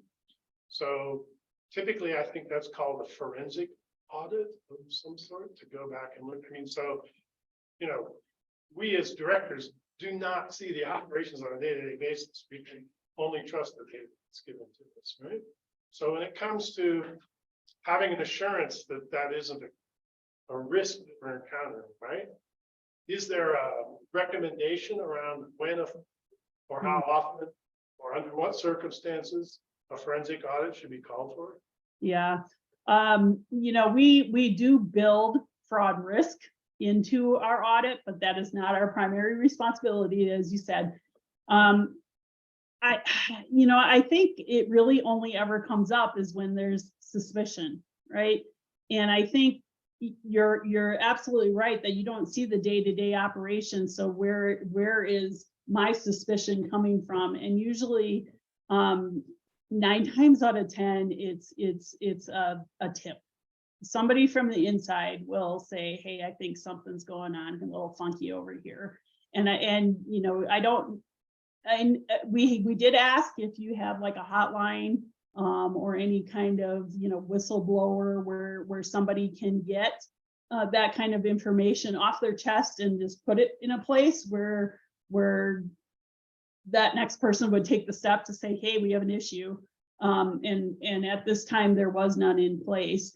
Forvis does offer a service that way.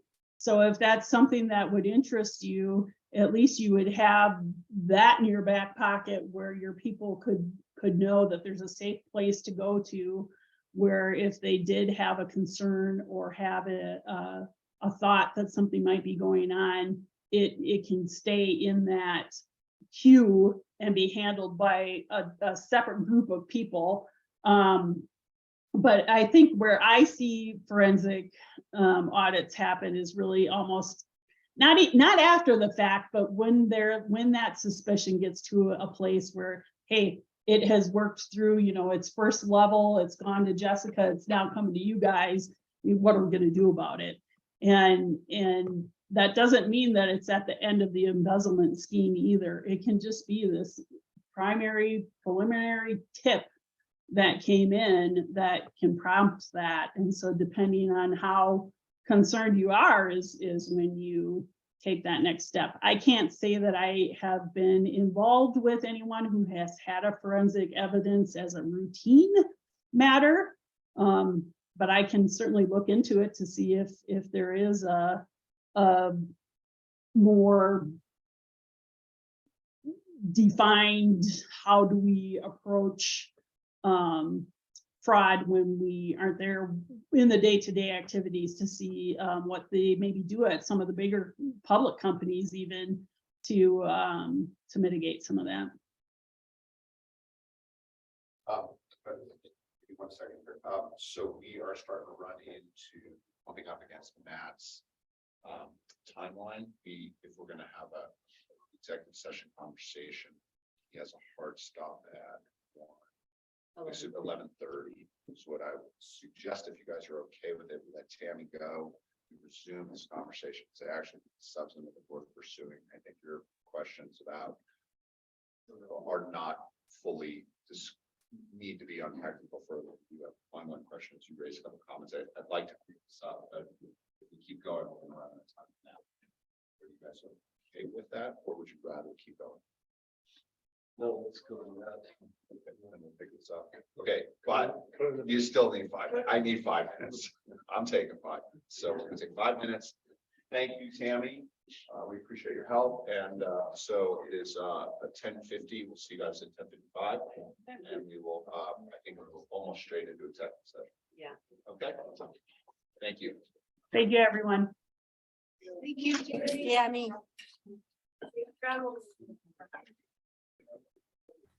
All right, welcome back from break. Matt, you here, go ahead for the public portion of this. Floor is yours. Great. Thanks, John. Appreciate it. Can you guys hear me okay? Yes. Great.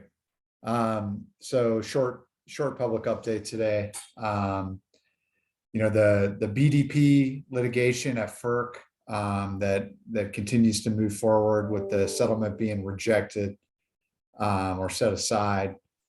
Tri-State made a filing to try to hold that case in abeyance so that it didn't continue forward for a period of time. There was some opposition to that proposal. The ALJ did not accept it. So Tri-State will be continuing to prosecute that case, at least for the time being. That is the first update. The second update is that there is an appeal on file of FERC's rejection of the BDP settlement as it relates to the BDP.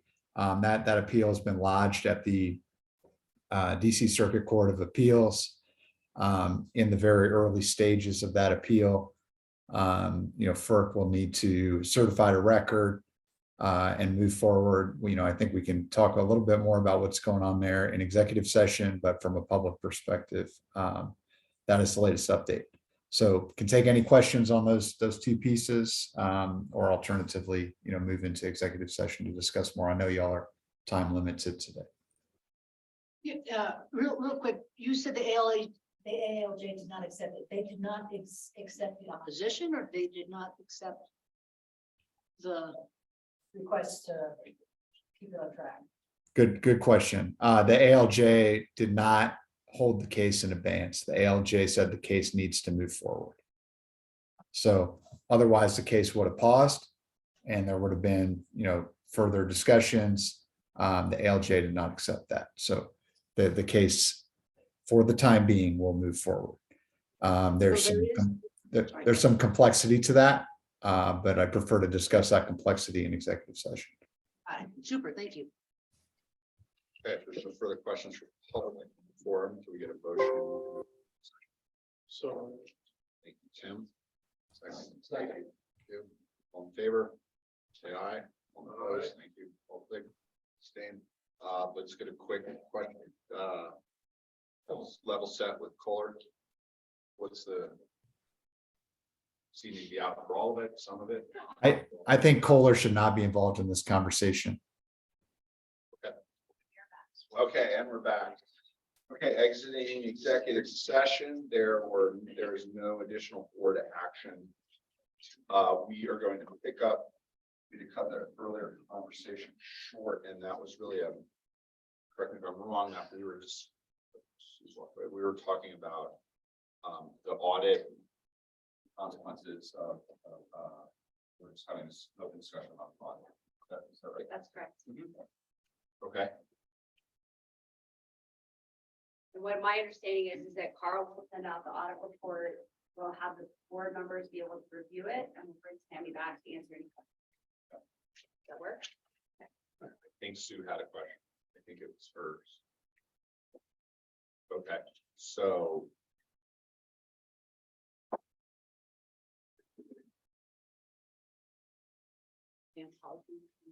Yeah, but you know what, I don't consider this matter closed until, because I'm pretty sure it was her who wanted it, so let's go to committee on policies. Have that discussion and then we'll close out the conversation. All right, committee on policies. Yeah, got it. So report, I believe on page 51 of 88.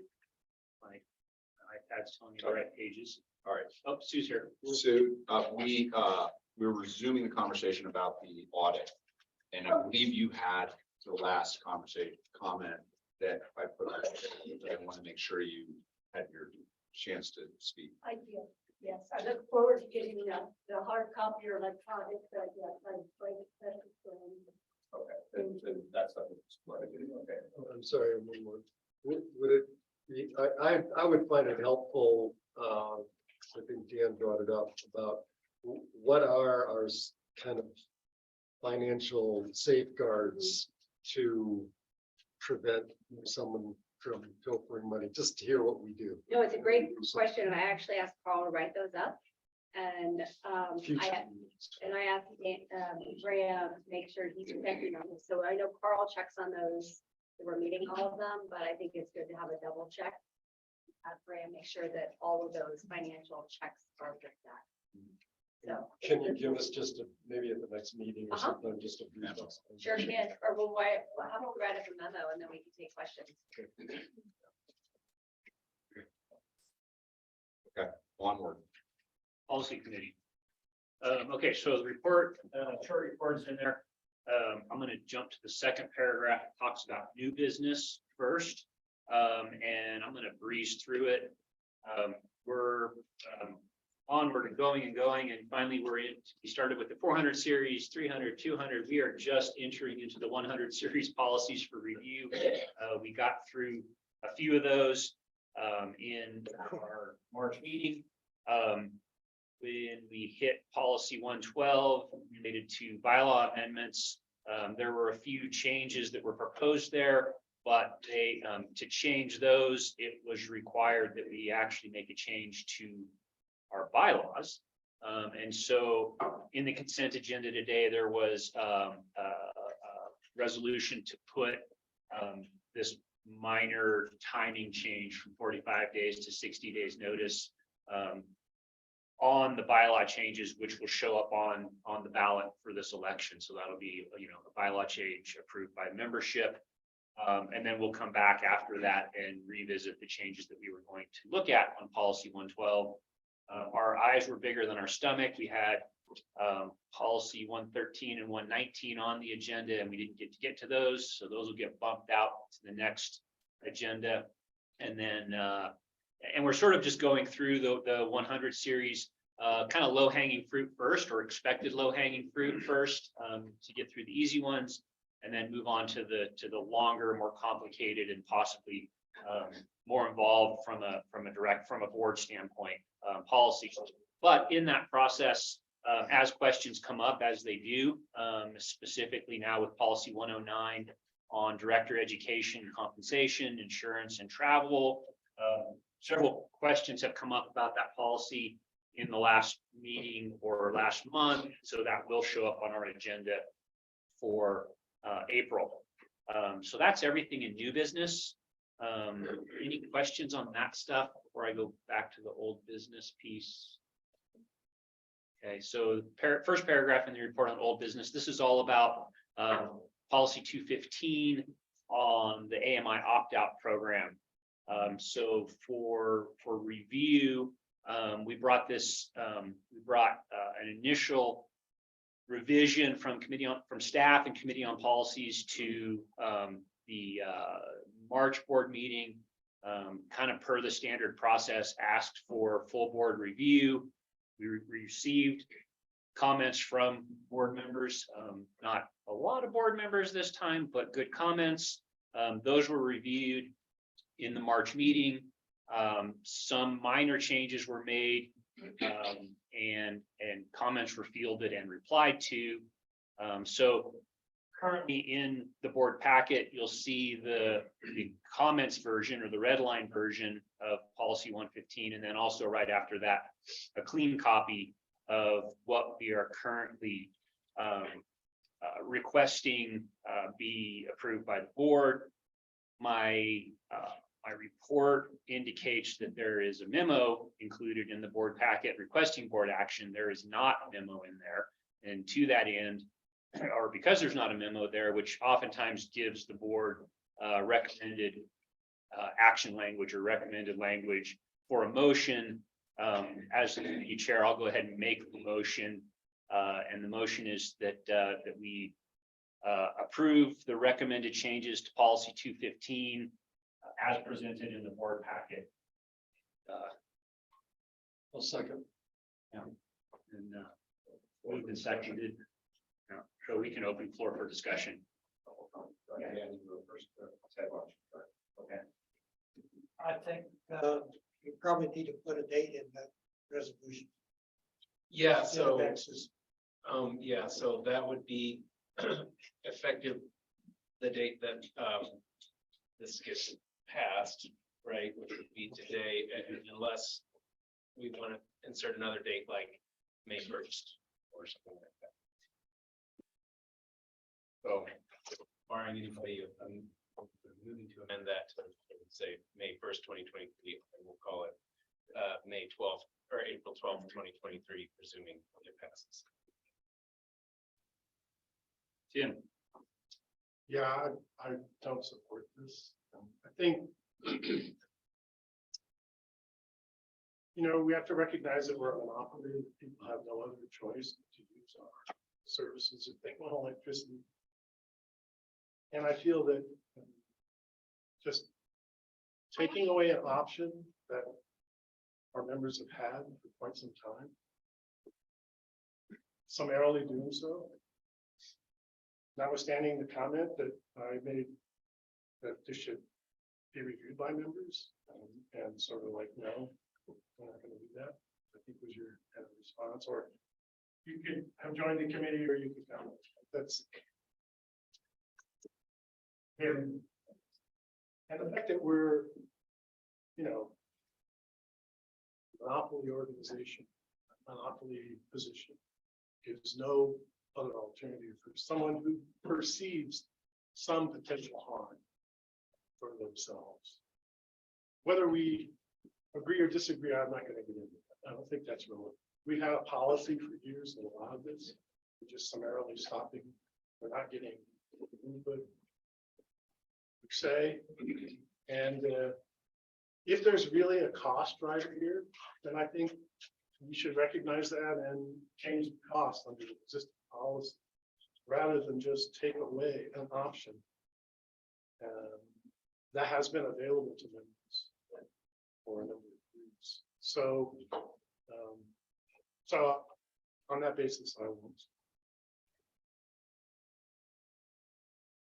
I'll just add, on top of that, that Tim brought many of these comments to the discussion throughout the process, all the way from the beginning of when the first revision came out.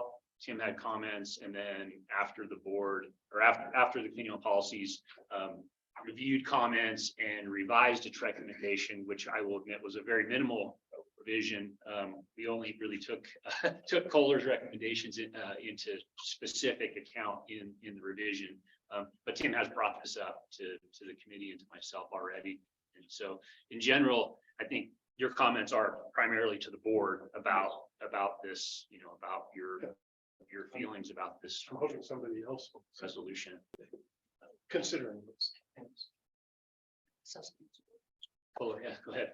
Yeah, and I apologize to the committee on policy because this didn't kind of pop up to me until yesterday, but if we look at the policy of the 2C1A, it says, once one of these net meter accounts, that word net kind of caught, is in the sentence right above it.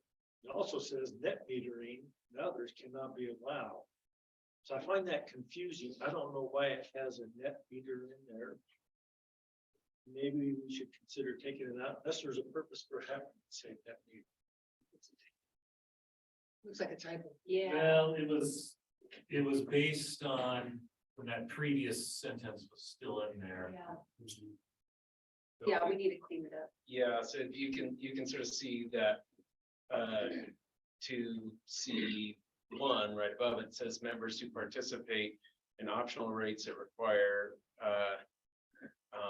AMI, which would be net metering and stuff. So the idea would be, what we're doing is we're allowing people that are currently opted out to remain opted out, right? And that includes certain net metered accounts. And so if one of those net metered accounts leaves the opt-out program, it can't go back onto the opt-out program.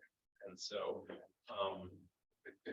I don't know that applies equally to three-phase and prepay, Dan, or to me, that would be, the solution would be that we put, if one of these net meter three-phase or prepay or others, these. We've never made exceptions for prepaid or three-phase. We've only made exceptions for net meter way back when we first started the program. So there are some grandfathered net meters that are in there today, whereas there aren't the others. Okay, that's what I needed to know. I didn't think it was. That's what I needed to know. I do support this. I mean, should we look at changing that? Like, I'm reading it in the clean copy. I don't know if you are reading it in the clean copy. Right. Yeah, it does read somewhat confusing, but I believe it's accurate. It's saying, and that's not what our goal should be. I mean, accurate is one thing, but clear and accurate should be our goal. I'm not sure that A is even needed. I don't think it is actually, Dan. I mean, it's explanatory, not, it's not part of policy to say, that once one of these net metered accounts leaves, they won't be able to rejoin. I mean, in fact, That's just any account that leaves wouldn't be allowed to rejoin because it's a new account. So So can I make an amendment to go ahead and poll A? yes. I'll make that amendment. Second. Okay. So the motion has been amended to remove C1A. And so I think we should just have a quick vote on accepting that amendment, and then the standing motion will be to consider this In as the discussion portion of that, if we're amending stuff, are all of the XXXX comma date going to be populated with today's date, May 1st, or what are those? As of now, it will be April 12th, 2012, unless we get sort of a supplement to this amendment to change it to May 1st or June 1st, or, if somebody, and so I would say not to sort of end up with compound motions. I would say, Let's just do this one. we consider this first amendment from Kohler to strike 1A here. And then once that gets passed, if somebody would like to make a second amendment to change the effective date from April 12th, 2023 to May 1st, June 1st, whatever date, we can consider that. Multi motions are difficult to. So is there any other? I didn't move for that. I was talking about it in discussion. Sure, but I'm just sort of, I say if we can sort of vote this one amendment now, and we can return to that, and if nobody wants to change it from April 12th, then nobody has to make that motion, but just. Any discussion on the C1A amendment? Can I comment before we vote? It's on the C1A amendment. So I just want to reinforce that I think Tim makes a very good point that this is a cost issue. Not too many people were here in 2014 when this room was full. But we had night meetings in Pagosa with 70 or 80 people. And we said, because people felt so strongly that it was worth having an option to be out of that. So if it's a cost issue, we ought to adjust that.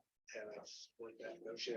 I think this kind of thing can dribble away if people don't have concern about it, but if they do, that's still an option, and there's only one place they can put the power. So Yeah. having an option is minimal impact on this entity. So I support. Thanks, Bob. Let's just, I mean, if there's nothing else on the C1A amendment, let's get that either approved or denied. So no other discussion on the amendment. All in favor of removing C1A Aye. from the document, aye. We don't have a second. do we? Yeah, we Yeah. did. Yes. Sorry, all in favor? Aye. My fingers. Okay. So, Okay, let's Of go the again. amendment. 3, 4, This is for the 5, amendment. 6. Yeah. Okay. All opposed that amendment? This is for the net So- meter. One, so Yeah. 1, 2, you're opposed. So we have 11, we have a quorum of 11, we have a vote of 6, that's a majority. So now the motion that's before the vote is to adopt policy 215 as amended, which no longer includes C1A. So that's now what we're considering. So We're back to you're discussion. in discussion. Now we're back to discussion. Take it away. So I have to leave. If I'm still here, I will be voting no on this because we are monopoly, because during the broadband committee, we heard from more members who are affected by things that they believe that also the smart meters affect them. So I cannot, and as far as the cost, I know there was a thing in here about 20 hours of executive time was used. We all know that we spend 80% of our time on 20% of our problems. So if we start trying to say, oh, well, this is an expensive problem, let's make sure we charge it accordingly, I think we're going down that path.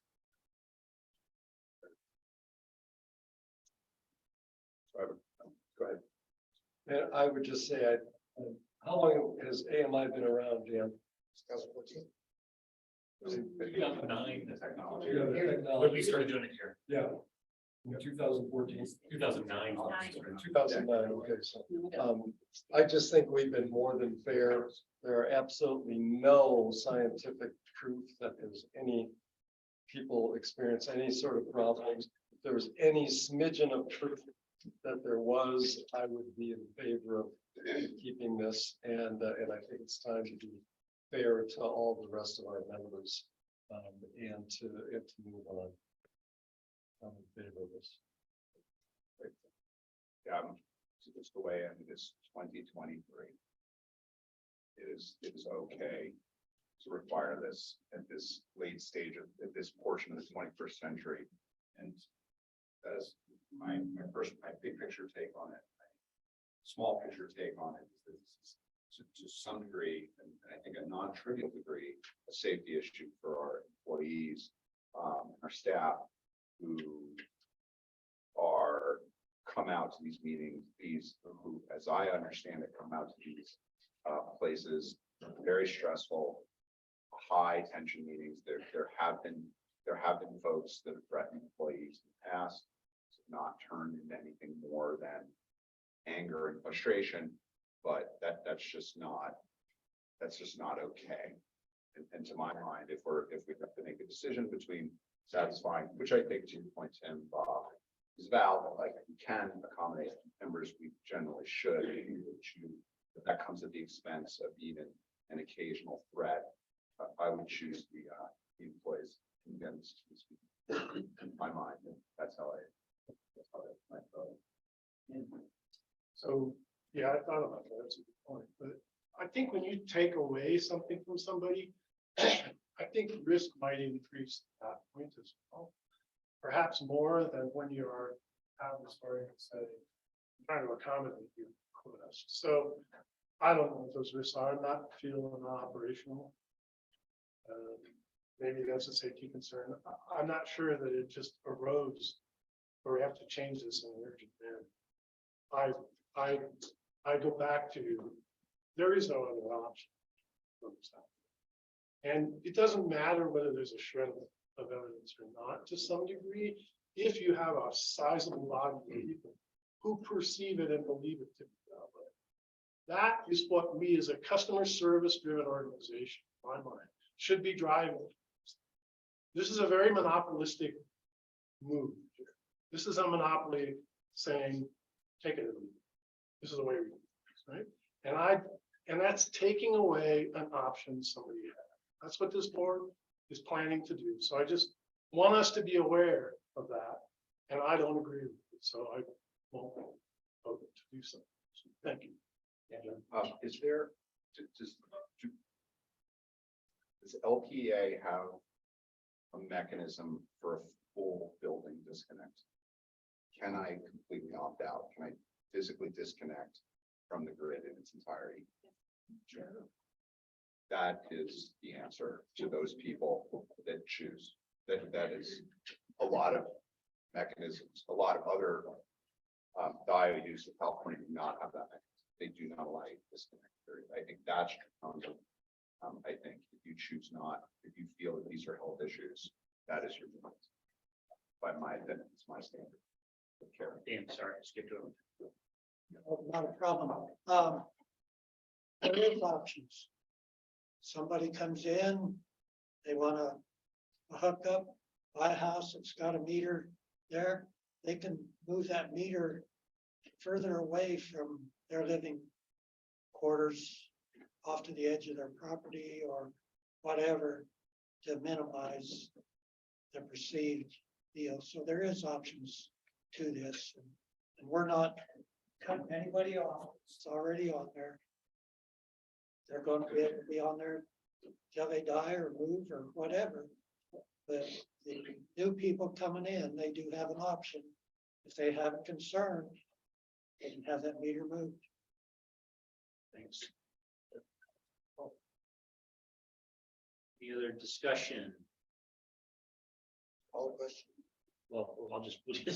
There's all in favor. All in favor. Over there. No, I just was, yeah, it's probably easier not to have a call to question vote if we're just done. Yeah, sure. That was a discussion. I think we're ready to vote here. That was a good discussion and appreciate the professionalism of that discussion. All in favor of the motion as presented? Say aye. 1, 2, 3, 5, 6, 7, 8. Okay. 8, 4. All opposed? Count. 1, 2, 3. All abstained? Yep. Okay. Okay, the motion passes. All right. Yeah, nothing further in committee on policies unless there's other questions about the process. Tim. I'll just comment that I do appreciate the work of the committee, the committee policy. They're really good. Just don't put an S on that. You guys do a really good job trying to sort through some difficult issues, so I appreciate that. Thank you for your support and thank everybody for, I think we are really getting through this process. We probably have another year to go to get all the way through even 100. Then it'll just be like painting Golden Gate Bridge. Somebody will start all over. To the front. Yep. All right, that's it, John. Jessica, what if there's 3 sticks on this? Does this have to be another way or? Yeah, nobody moved to amend the effective date, so the effective date is gonna be Next bill. yeah, it's gonna be April. So we'll do some good communications around this. Okay, thank you guys. All right. Back. We have nothing till tomorrow when Carl gives us for scrambling details on our finances. We heard it all this morning from him, so I have that. Okay, terrific. Well, it's 10:30 on the agenda. We did have an amendment to the agenda to add a section 5C scholarships, so I think that's where we could be on the agenda. And we do have a proposal for you all. Good. That Tim actually brought it to our attention, so we appreciate that. And so we have a proposal that we'd like to offer the board. Can we explain what the, Yeah, since we're an open meeting, let's just take this from the top. So you had, correct me if I'm wrong, but so you had requested this addition So would you like to introduce the I idea? would. I believe that the board received an email from a scholarship recipient. That then the recipient scholarship was revoked. And the email feed was that we go ahead and honor that scholarship request based on our application. And I'm sorry, folks, you know how I get croaked in the afternoons. It's because I don't talk enough about board members. So I looked at our application process and I see nothing on there that indicates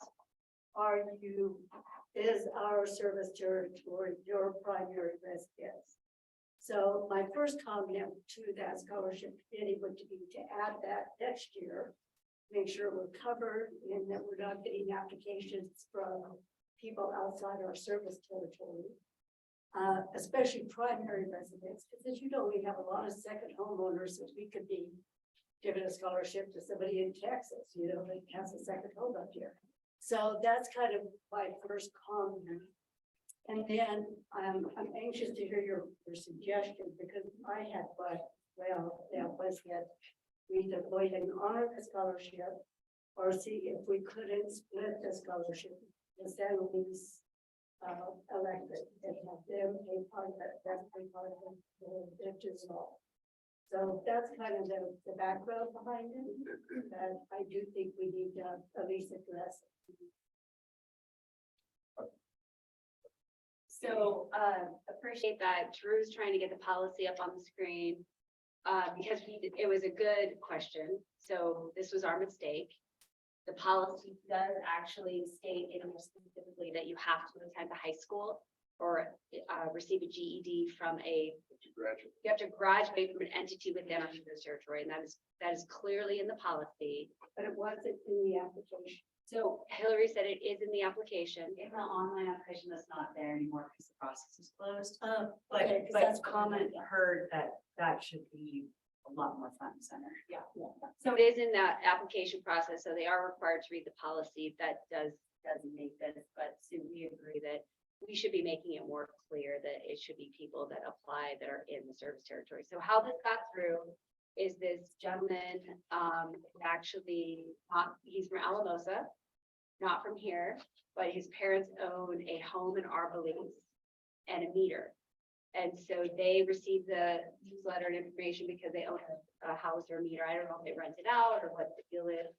But unfortunately, they didn't read the part, and they missed it about he actually has to have graduated from somewhere within our service territory.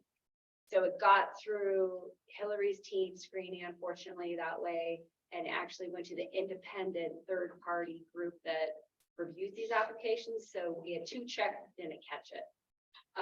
What happened is, what I've heard is an employee brought it to our attention and said, this isn't right. This is member money going to a non-member. And so they went to Hillary and her team looked at it and said, in fact, they're correct. And so they retracted it. So it's a very unfortunate situation. We want to make it more clear. What our proposal though, is I will let Graham talk about it, because we don't want to make an exception. We feel like that's not a good public policy and governance process to make an exception to a policy, because that's a slippery slope. However, what's great about the policy is there is a catch-all provision in the policy that would allow the board to make the determination if you would like to offer a scholarship to this gentleman. So I'll let Graham talk about it, but what's going on is we have 3 lineman scholarships at $12,000 each through our unclaimed capital credit. We only have 1 lineman scholarship application, and 2, including this one. So we already awarded 1, so we still have $24,000 worth of the unclaimed capital credit money to go to a scholarship. So what we'd like to propose is, again, not making an exception to the policy, but using policy provision number. It's policy 203, 2D, go down the 4th page, Drew. 2D3, right there. So what we're saying, right, is that the board, through its budget of these unclaimed capital credits, funded 3 scholarships this year and was only able to award 1. So the 2 unfunded scholarships would revert back to unallocated, unclaimed capital credits which would then be periodically determined by the board if and how it wants to distribute those. And so now it's just $24,000 of unallocated, unclaimed capital credits. And if you would like to allocate a similar money as an educational grant to Mr. Lopez, I think his name was, that would be within the policy, that would be in this section of policy rather than rather than awarding him the scholarship for which he doesn't qualify, because then it becomes a precedent issue of, well, you've ignored this scholarship matter, this scholarship requirement in the past, ignore it for me too. I don't think we want to go down that road, but I think in this particular instance with more than enough money remaining unallocated, it would just go back into this pool, and now you can kind of grant this young man an educational grant under this policy. And then we can recruit him. Yeah. Maybe we put it on that he has to come work for us on the grant. It's not for a high school, college thing, it's for linemen. This is to Lineman go to school. lineman school. Okay. I'll make the motion. All the suggestions, of staff. I'll second that on the presumption that it's at least has some restrictions to say it's used for that purpose. It's not a general grant for.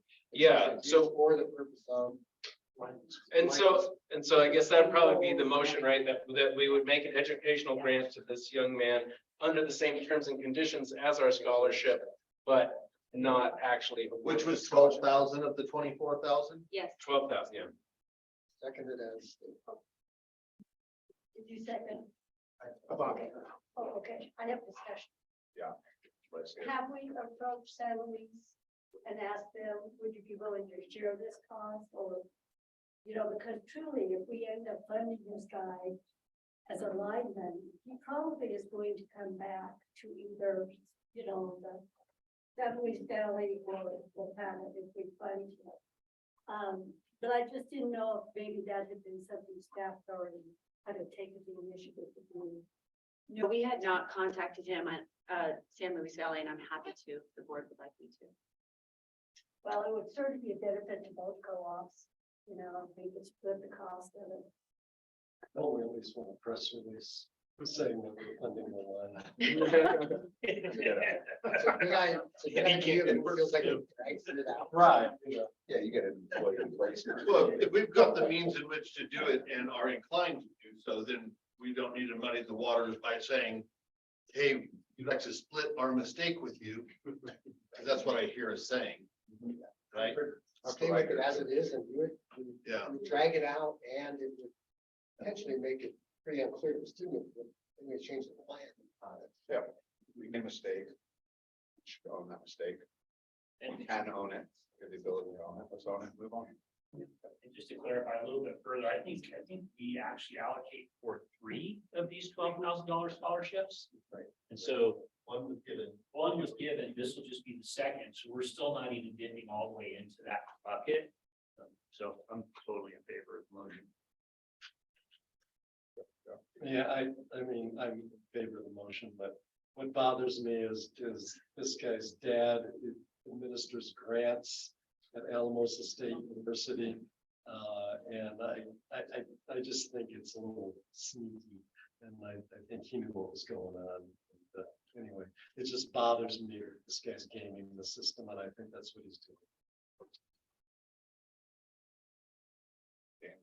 I think it was a committee's fault for not reading that application completely and understanding the process. So we can't blame the parents or anybody else for applying. They didn't read the whole thing completely, but you can't give something and then take it back and not. For somebody who's going to school to potentially help the industry. Somebody going for a psychology degree or something, I might. Or those, somebody. I'm a liberal learner, not even might. Probably one of the days or.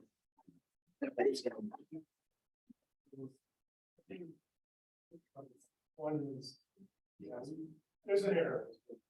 Trying to describe it. but.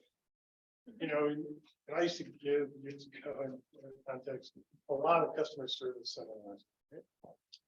Correction of a mistake, overcompensating for a mistake by an organization is one of the most effective ways to build a loyal customer. They will tell more people of the good thing that happened, right, than anything else, right? It has the potential for having a positive, you know, making lemonade out of it, right?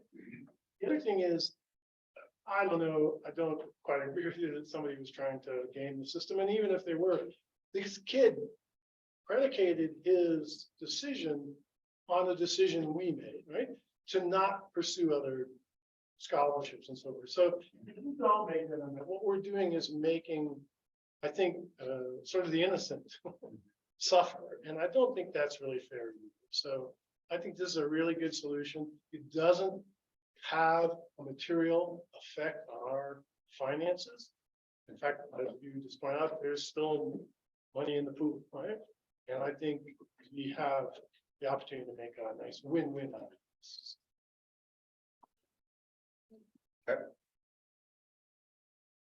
Okay, all in favor, hold your hand up, say aye. All opposed. Abstained? Motion carries. Okay, thank you guys for that, and appreciate, thank you for making this the issue and getting it resolved. The right thing. Okay.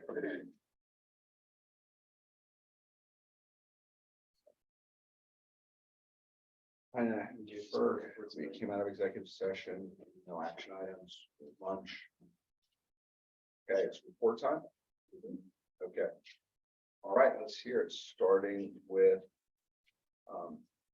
They're both gone. We'll go ahead and continue that. Okay. Okay, no roundup for the moment. Oh, wait, no roundup. Tri-state report, core, take it away. Okay, there is a report in the packet. I've got a few highlights I'd like to go over.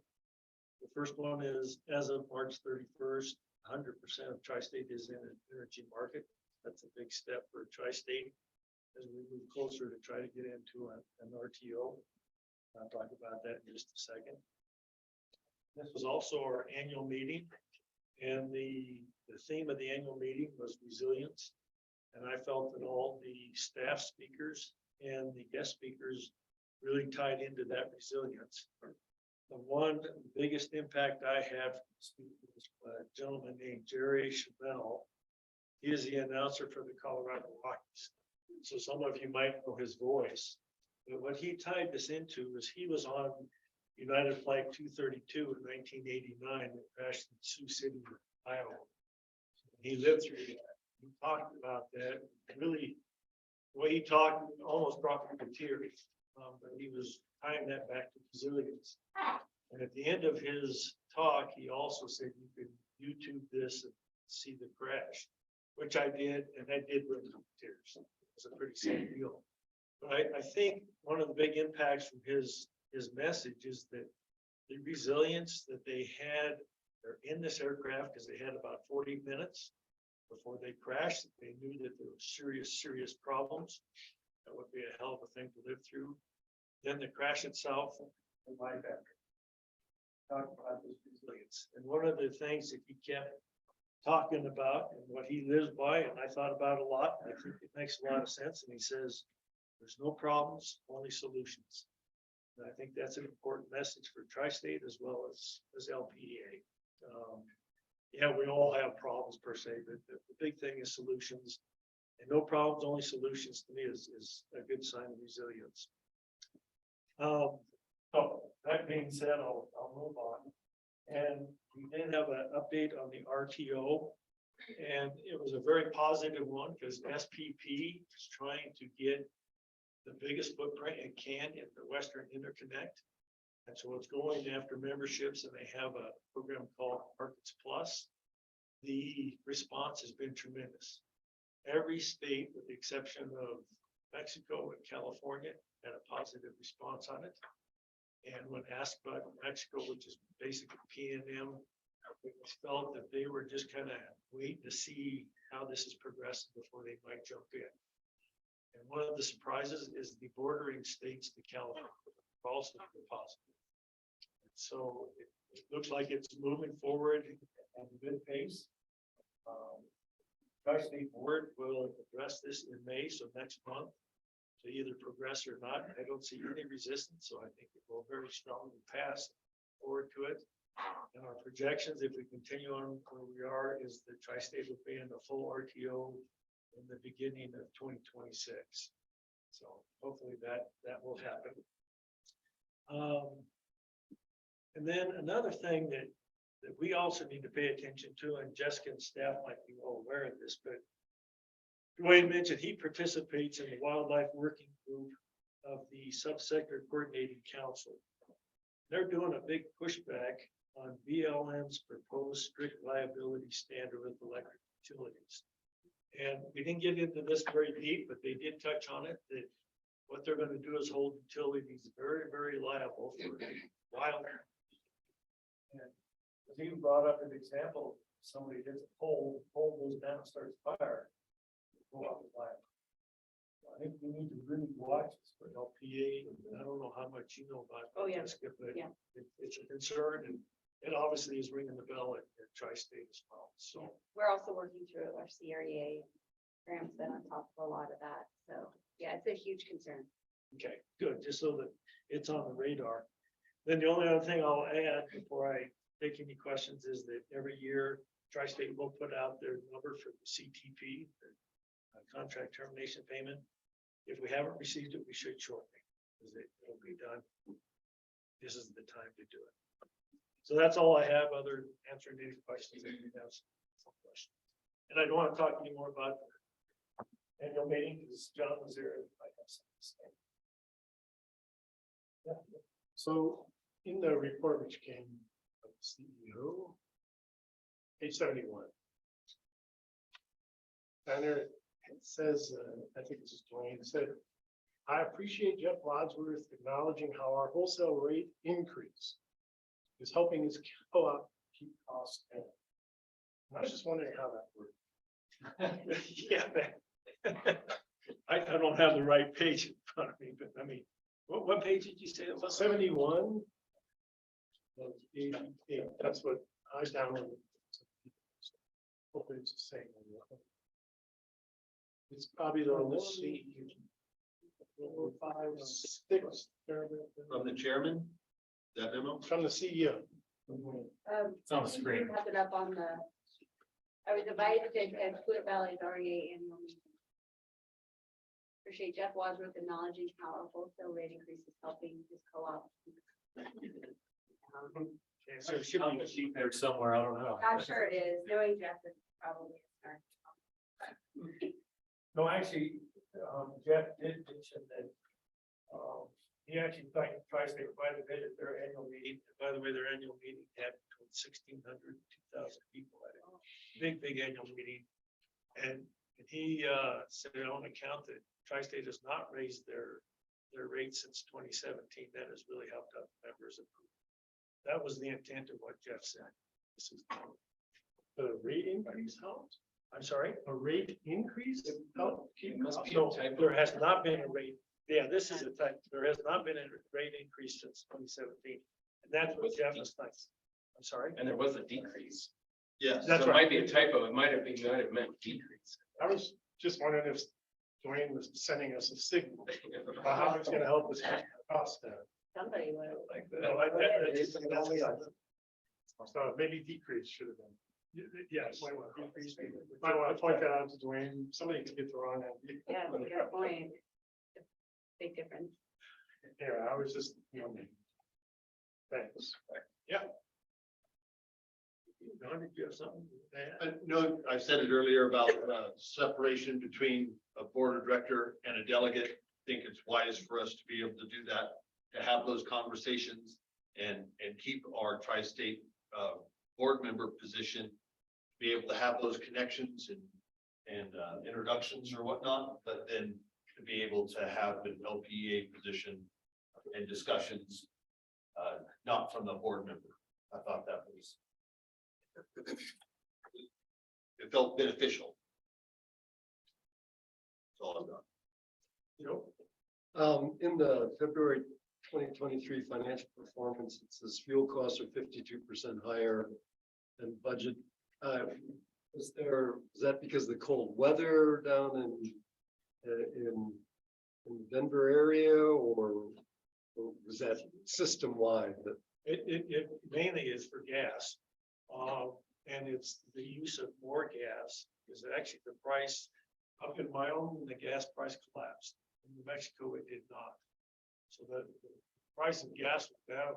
We burned a lot more gas than budgeted for. And the biggest reason is because Craig is having gets into somebody that they have with a coal system. They have a train, I think it's 42 cars, and they're cold and frozen. Can't make it cold out of the cars. She was thinking about taking that train down to Springerville and let it thaw and bring it back. They can't even dig it out of these cars. And it's in a position where you can't maneuver very well around it. Lighting. I don't think they face this. And they're also having a problem. It's only being cold. So they're really burning a lot of gas. They did have an increase in member use as well as non-members, so they needed that. Burn some more. That's where that came. Tell you a little story about lighting our load of coal on fire. They loaded a train down there at Gallup, and it had some frozen coal in it, so they took a weed burner and started heating that. And those aluminum cars, that coal caught on fire, and it just those car rates on track. They could use my microphone. Anytime. It's constant. So that's all I have. Perfect. Thank you. Okay, right. Great design committee, no. Fast track. Yeah, it was a board meeting that was spent a lot on an executive session discussing both community private partnerships and human resources. And so there isn't a lot of additional to report, but you have the report there, the finances. There's for the first couple months in February. I'll be happy to take any questions. Are you seeing growth in demand? I'm sorry? Growth in demand at all, or? Growth in demand. Yeah. Well, there is a chart at the front there that shows the customer growth. And customer has customer. I don't know if that answered. Yeah. Sure. It kind of ties into what Joe said, the operating margin there and the EBITDA.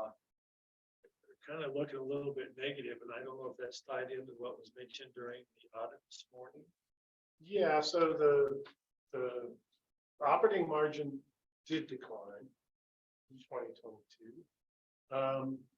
There were expenses, a number of sort of one-time expenses that are not anticipated to continue on, that accounted for probably about half of that margin.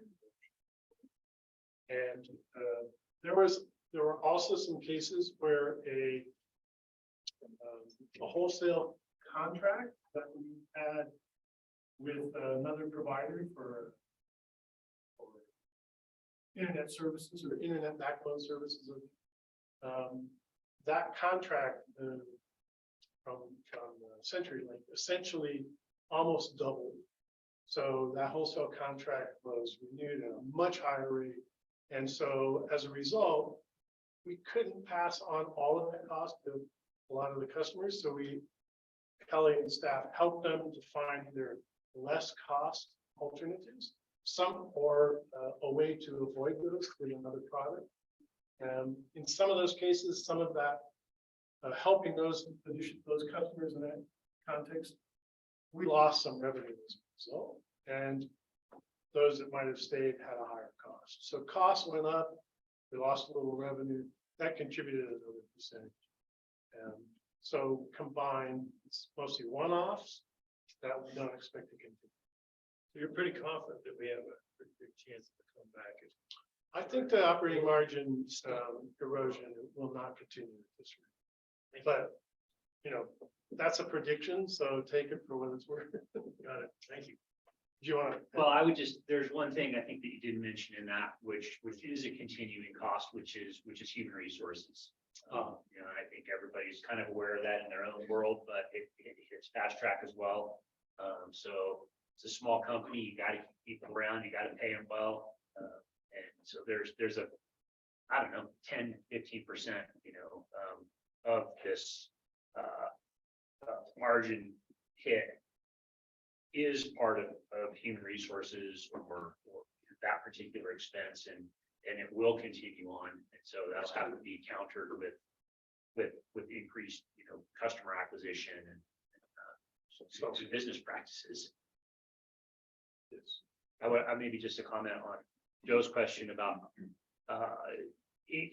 do we see an increase in demand? I mean, you can see from the chart that customer acquisition is pretty flat, but everybody wants more. I mean, you know, we are continuously upgrading people to greater bandwidth. And oftentimes that comes at no increase in revenue because you know, you have to keep up with the market.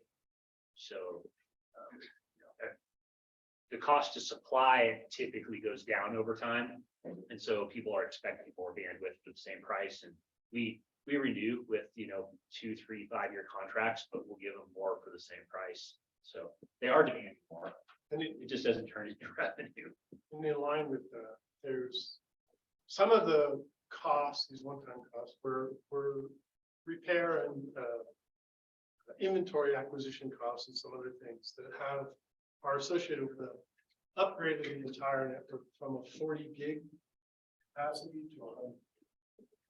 And that addition of capacity, more than doubling the capacity Fast Track has to offer, should, and that's part of our budget, that's part of what we approve, and part of where some of this additional human resource costs show up is an ability to sell more of that capacity than we had before, right?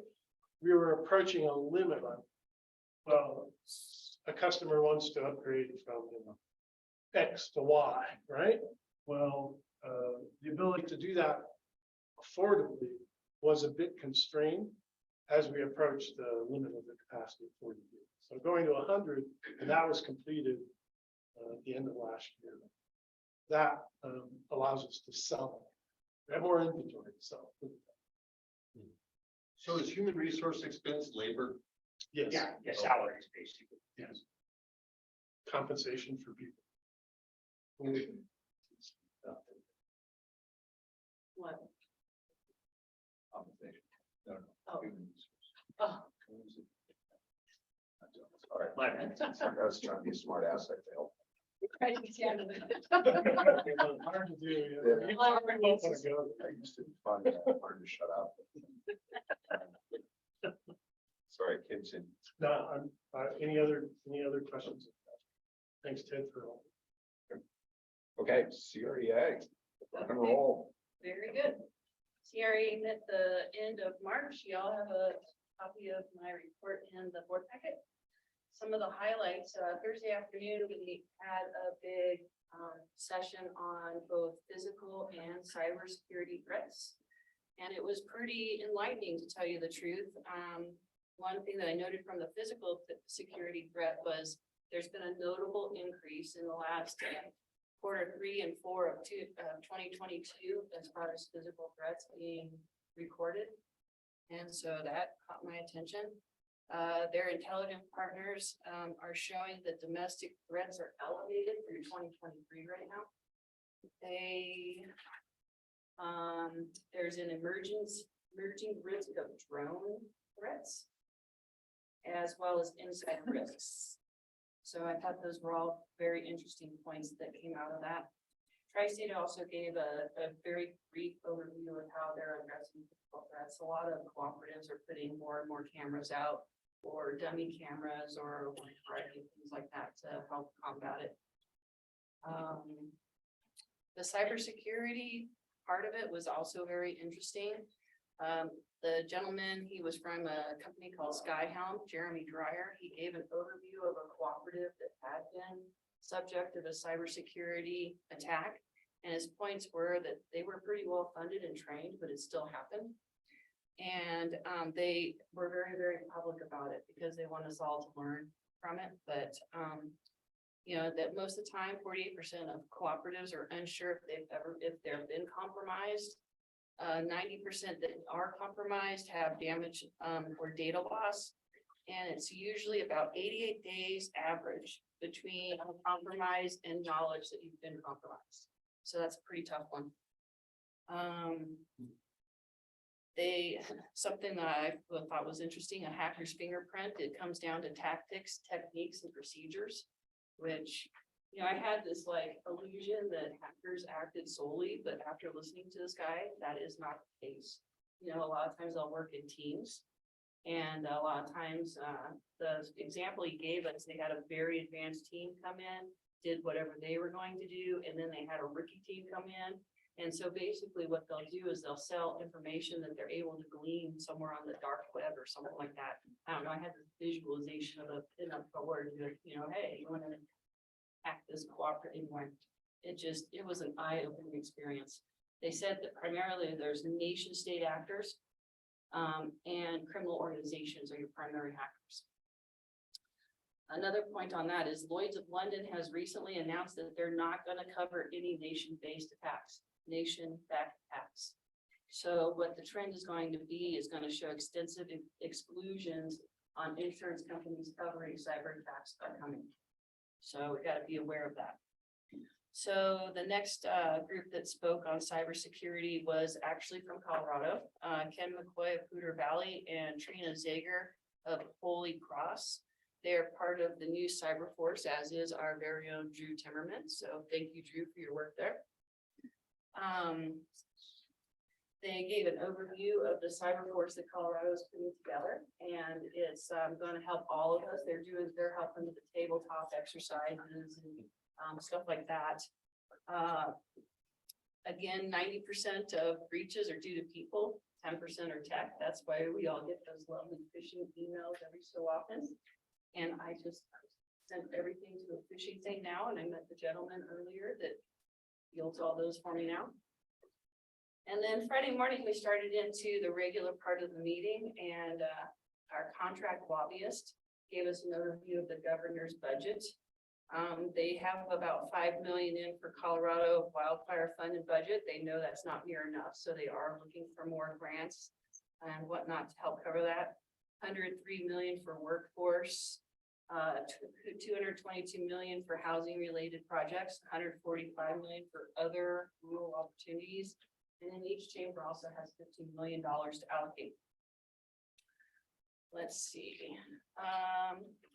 I sent the most recent action on committee for legislative committees. I think that came presented to me yesterday. I think the biggest piece of that was the electric resource adequacy reporting legislation did make it through all communities in both houses, and it will be sent to the Governor Polis to be signed into law. So there may be additional reporting requirements for us coming down the pipeline. Let's see here.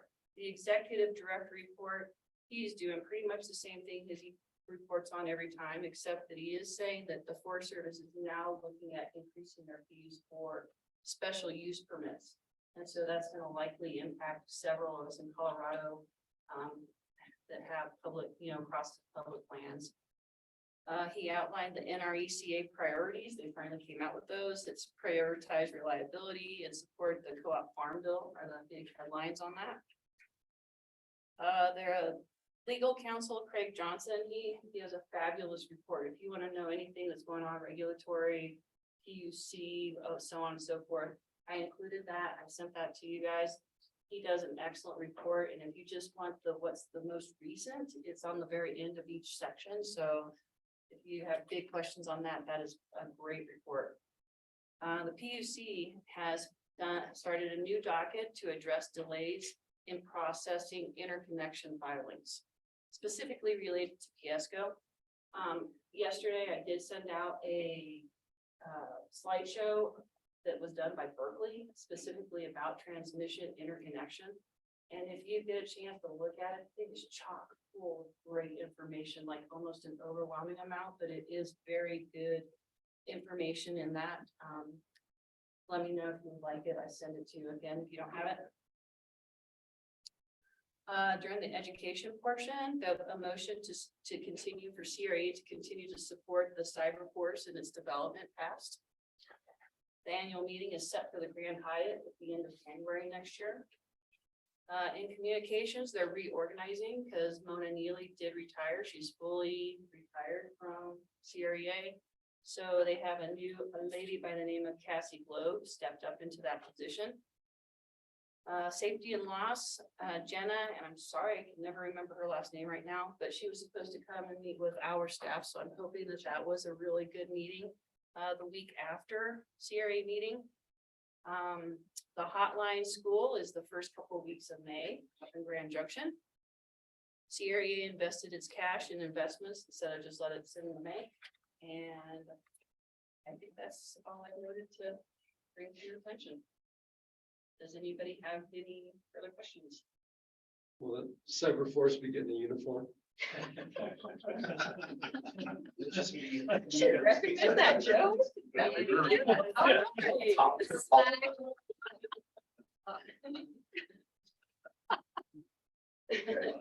Thank you, Holly. All right, Western United. Western United. Can we have one more Really question? didn't I'm so sorry. I thank you so much for your additional educational opportunities, but I did want to let you guys know that NRECA's Director of Summer School is in Santa Fe.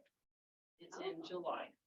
So if anybody is interested, the information just opened there for that. Okay, Western United did not have a meeting in March and is at the end of the month for April, so no report included. Excellent, thank you. Okay, we have a couple of closing notes here. Yes. Bye. We're very excited for this person. Yeah,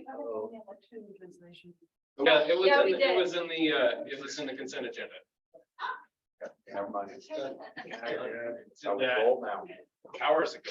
Speaking of raise their hand.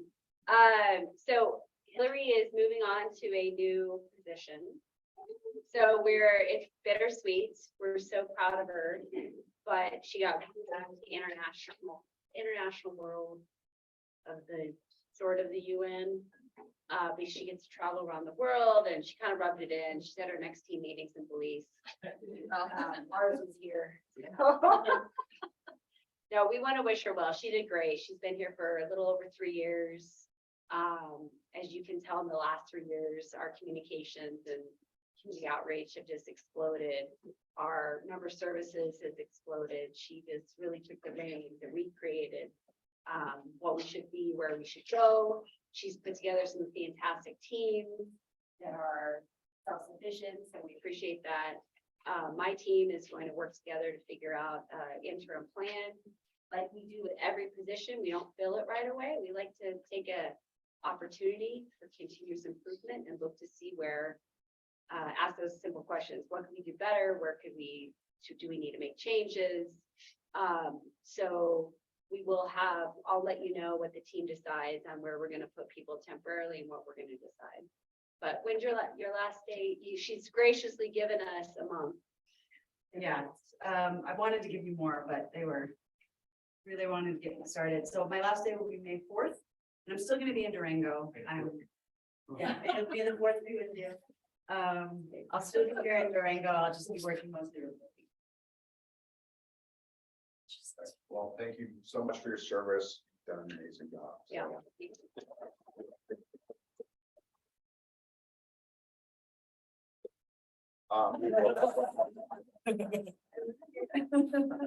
I may just stop by your house occasionally and say, "Dad?" Crawling through the door. So I have one more, sort of, I hope is a minor and inconsequential note.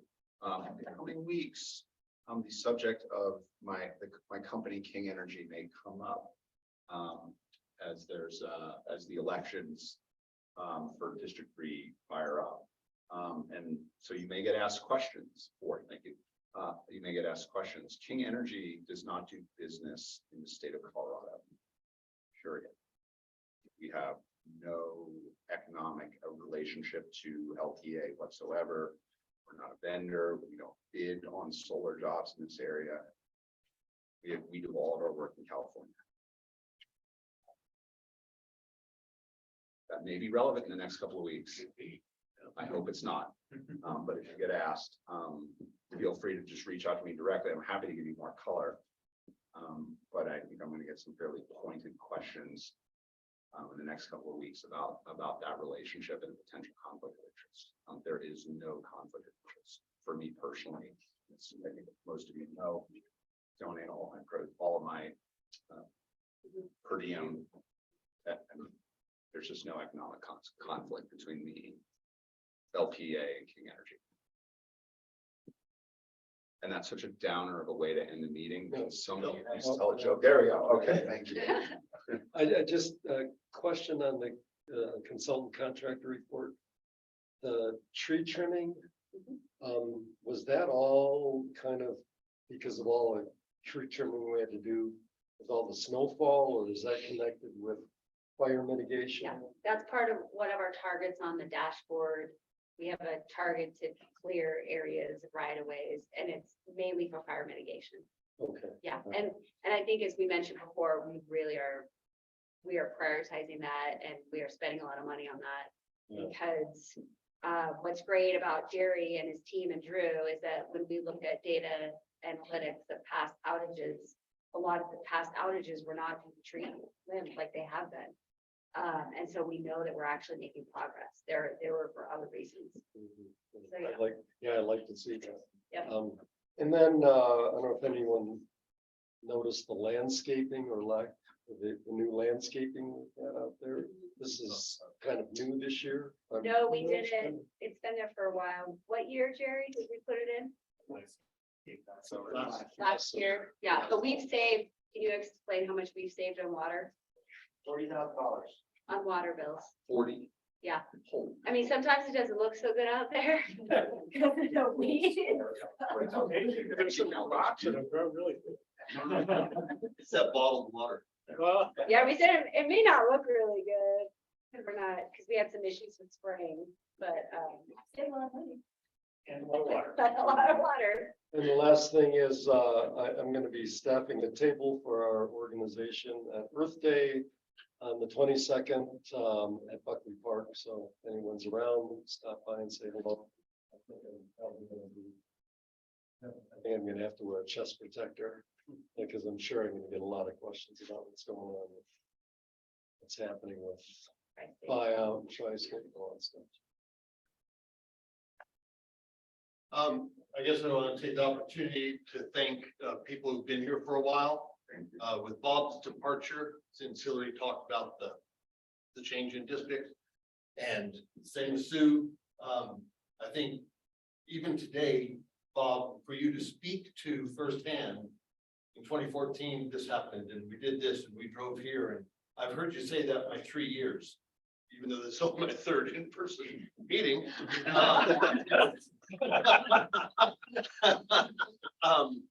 But I've been able, you know, as a new board member, and for Sue with her time before she got here, not just 3 years, but a decade previous to that, to be able to hear that experience firsthand, make a difference for me as a new board member, to understand that this is a relay base, and that there was efforts, but 9 or 10 years ago, in this last example, or that it's been embattled somewhere else in another organization.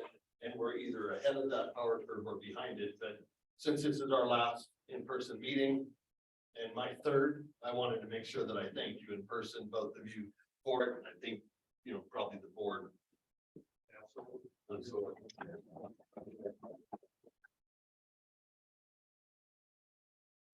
Thank you for that. And so this will be my last meeting. I won't be here next month. I came on the board as a mere lad of 59 years old, 9 years ago. That has flown by. Been great. I plan on, I'll be somewhere in Austria, I think, with my daughter who's graduating med school in May. We'll take a little trip. So I'll miss the May meeting, but it is, use a good metaphor there, the relay race part. Handing it off, maybe sometimes the frustrations of the past need to go away and move on with the best that can be done going forward. So I really want that. It's been a great pleasure to be part of LPEA and around the wonderful board and the highly competent staff. So, thank you. And we do have gifts for both of you that we will send you options. I'll send you an email, but we'd like to send you away with gifts. Well, that's kind, not necessary, but kind. And I'll be here in May. And at the end of Happy to add the chips. Chips are down. Sorry. Oh, you're on a roll. Wow. Gee, get that one? She did. Sorry, Sue. Just one thing, the Durango Chamber of Sue, Commerce. Sue, I interrupted Sue. No, I'm I'm sorry. done, I'm done. Thanks. So the Durango Chamber of Commerce, their business after hours is here next Thursday night. Yes, So it's a good opportunity for us to see a lot of our members. And I guess it's in here. it's in or- here. Okay. Yeah, and we are able to serve alcohol. Greg's been working on that one, but there's free tickets, don't worry. Yeah. And those are fun events. What time? 5 to 7, I think. is- 4:30. Well, there's Durango business after hours, so it's Serves Oh, 5 to 7, thank you. We'll be here. Okay, last comments? Meeting adjourned. Thank you. Thank you, everybody. Thank you.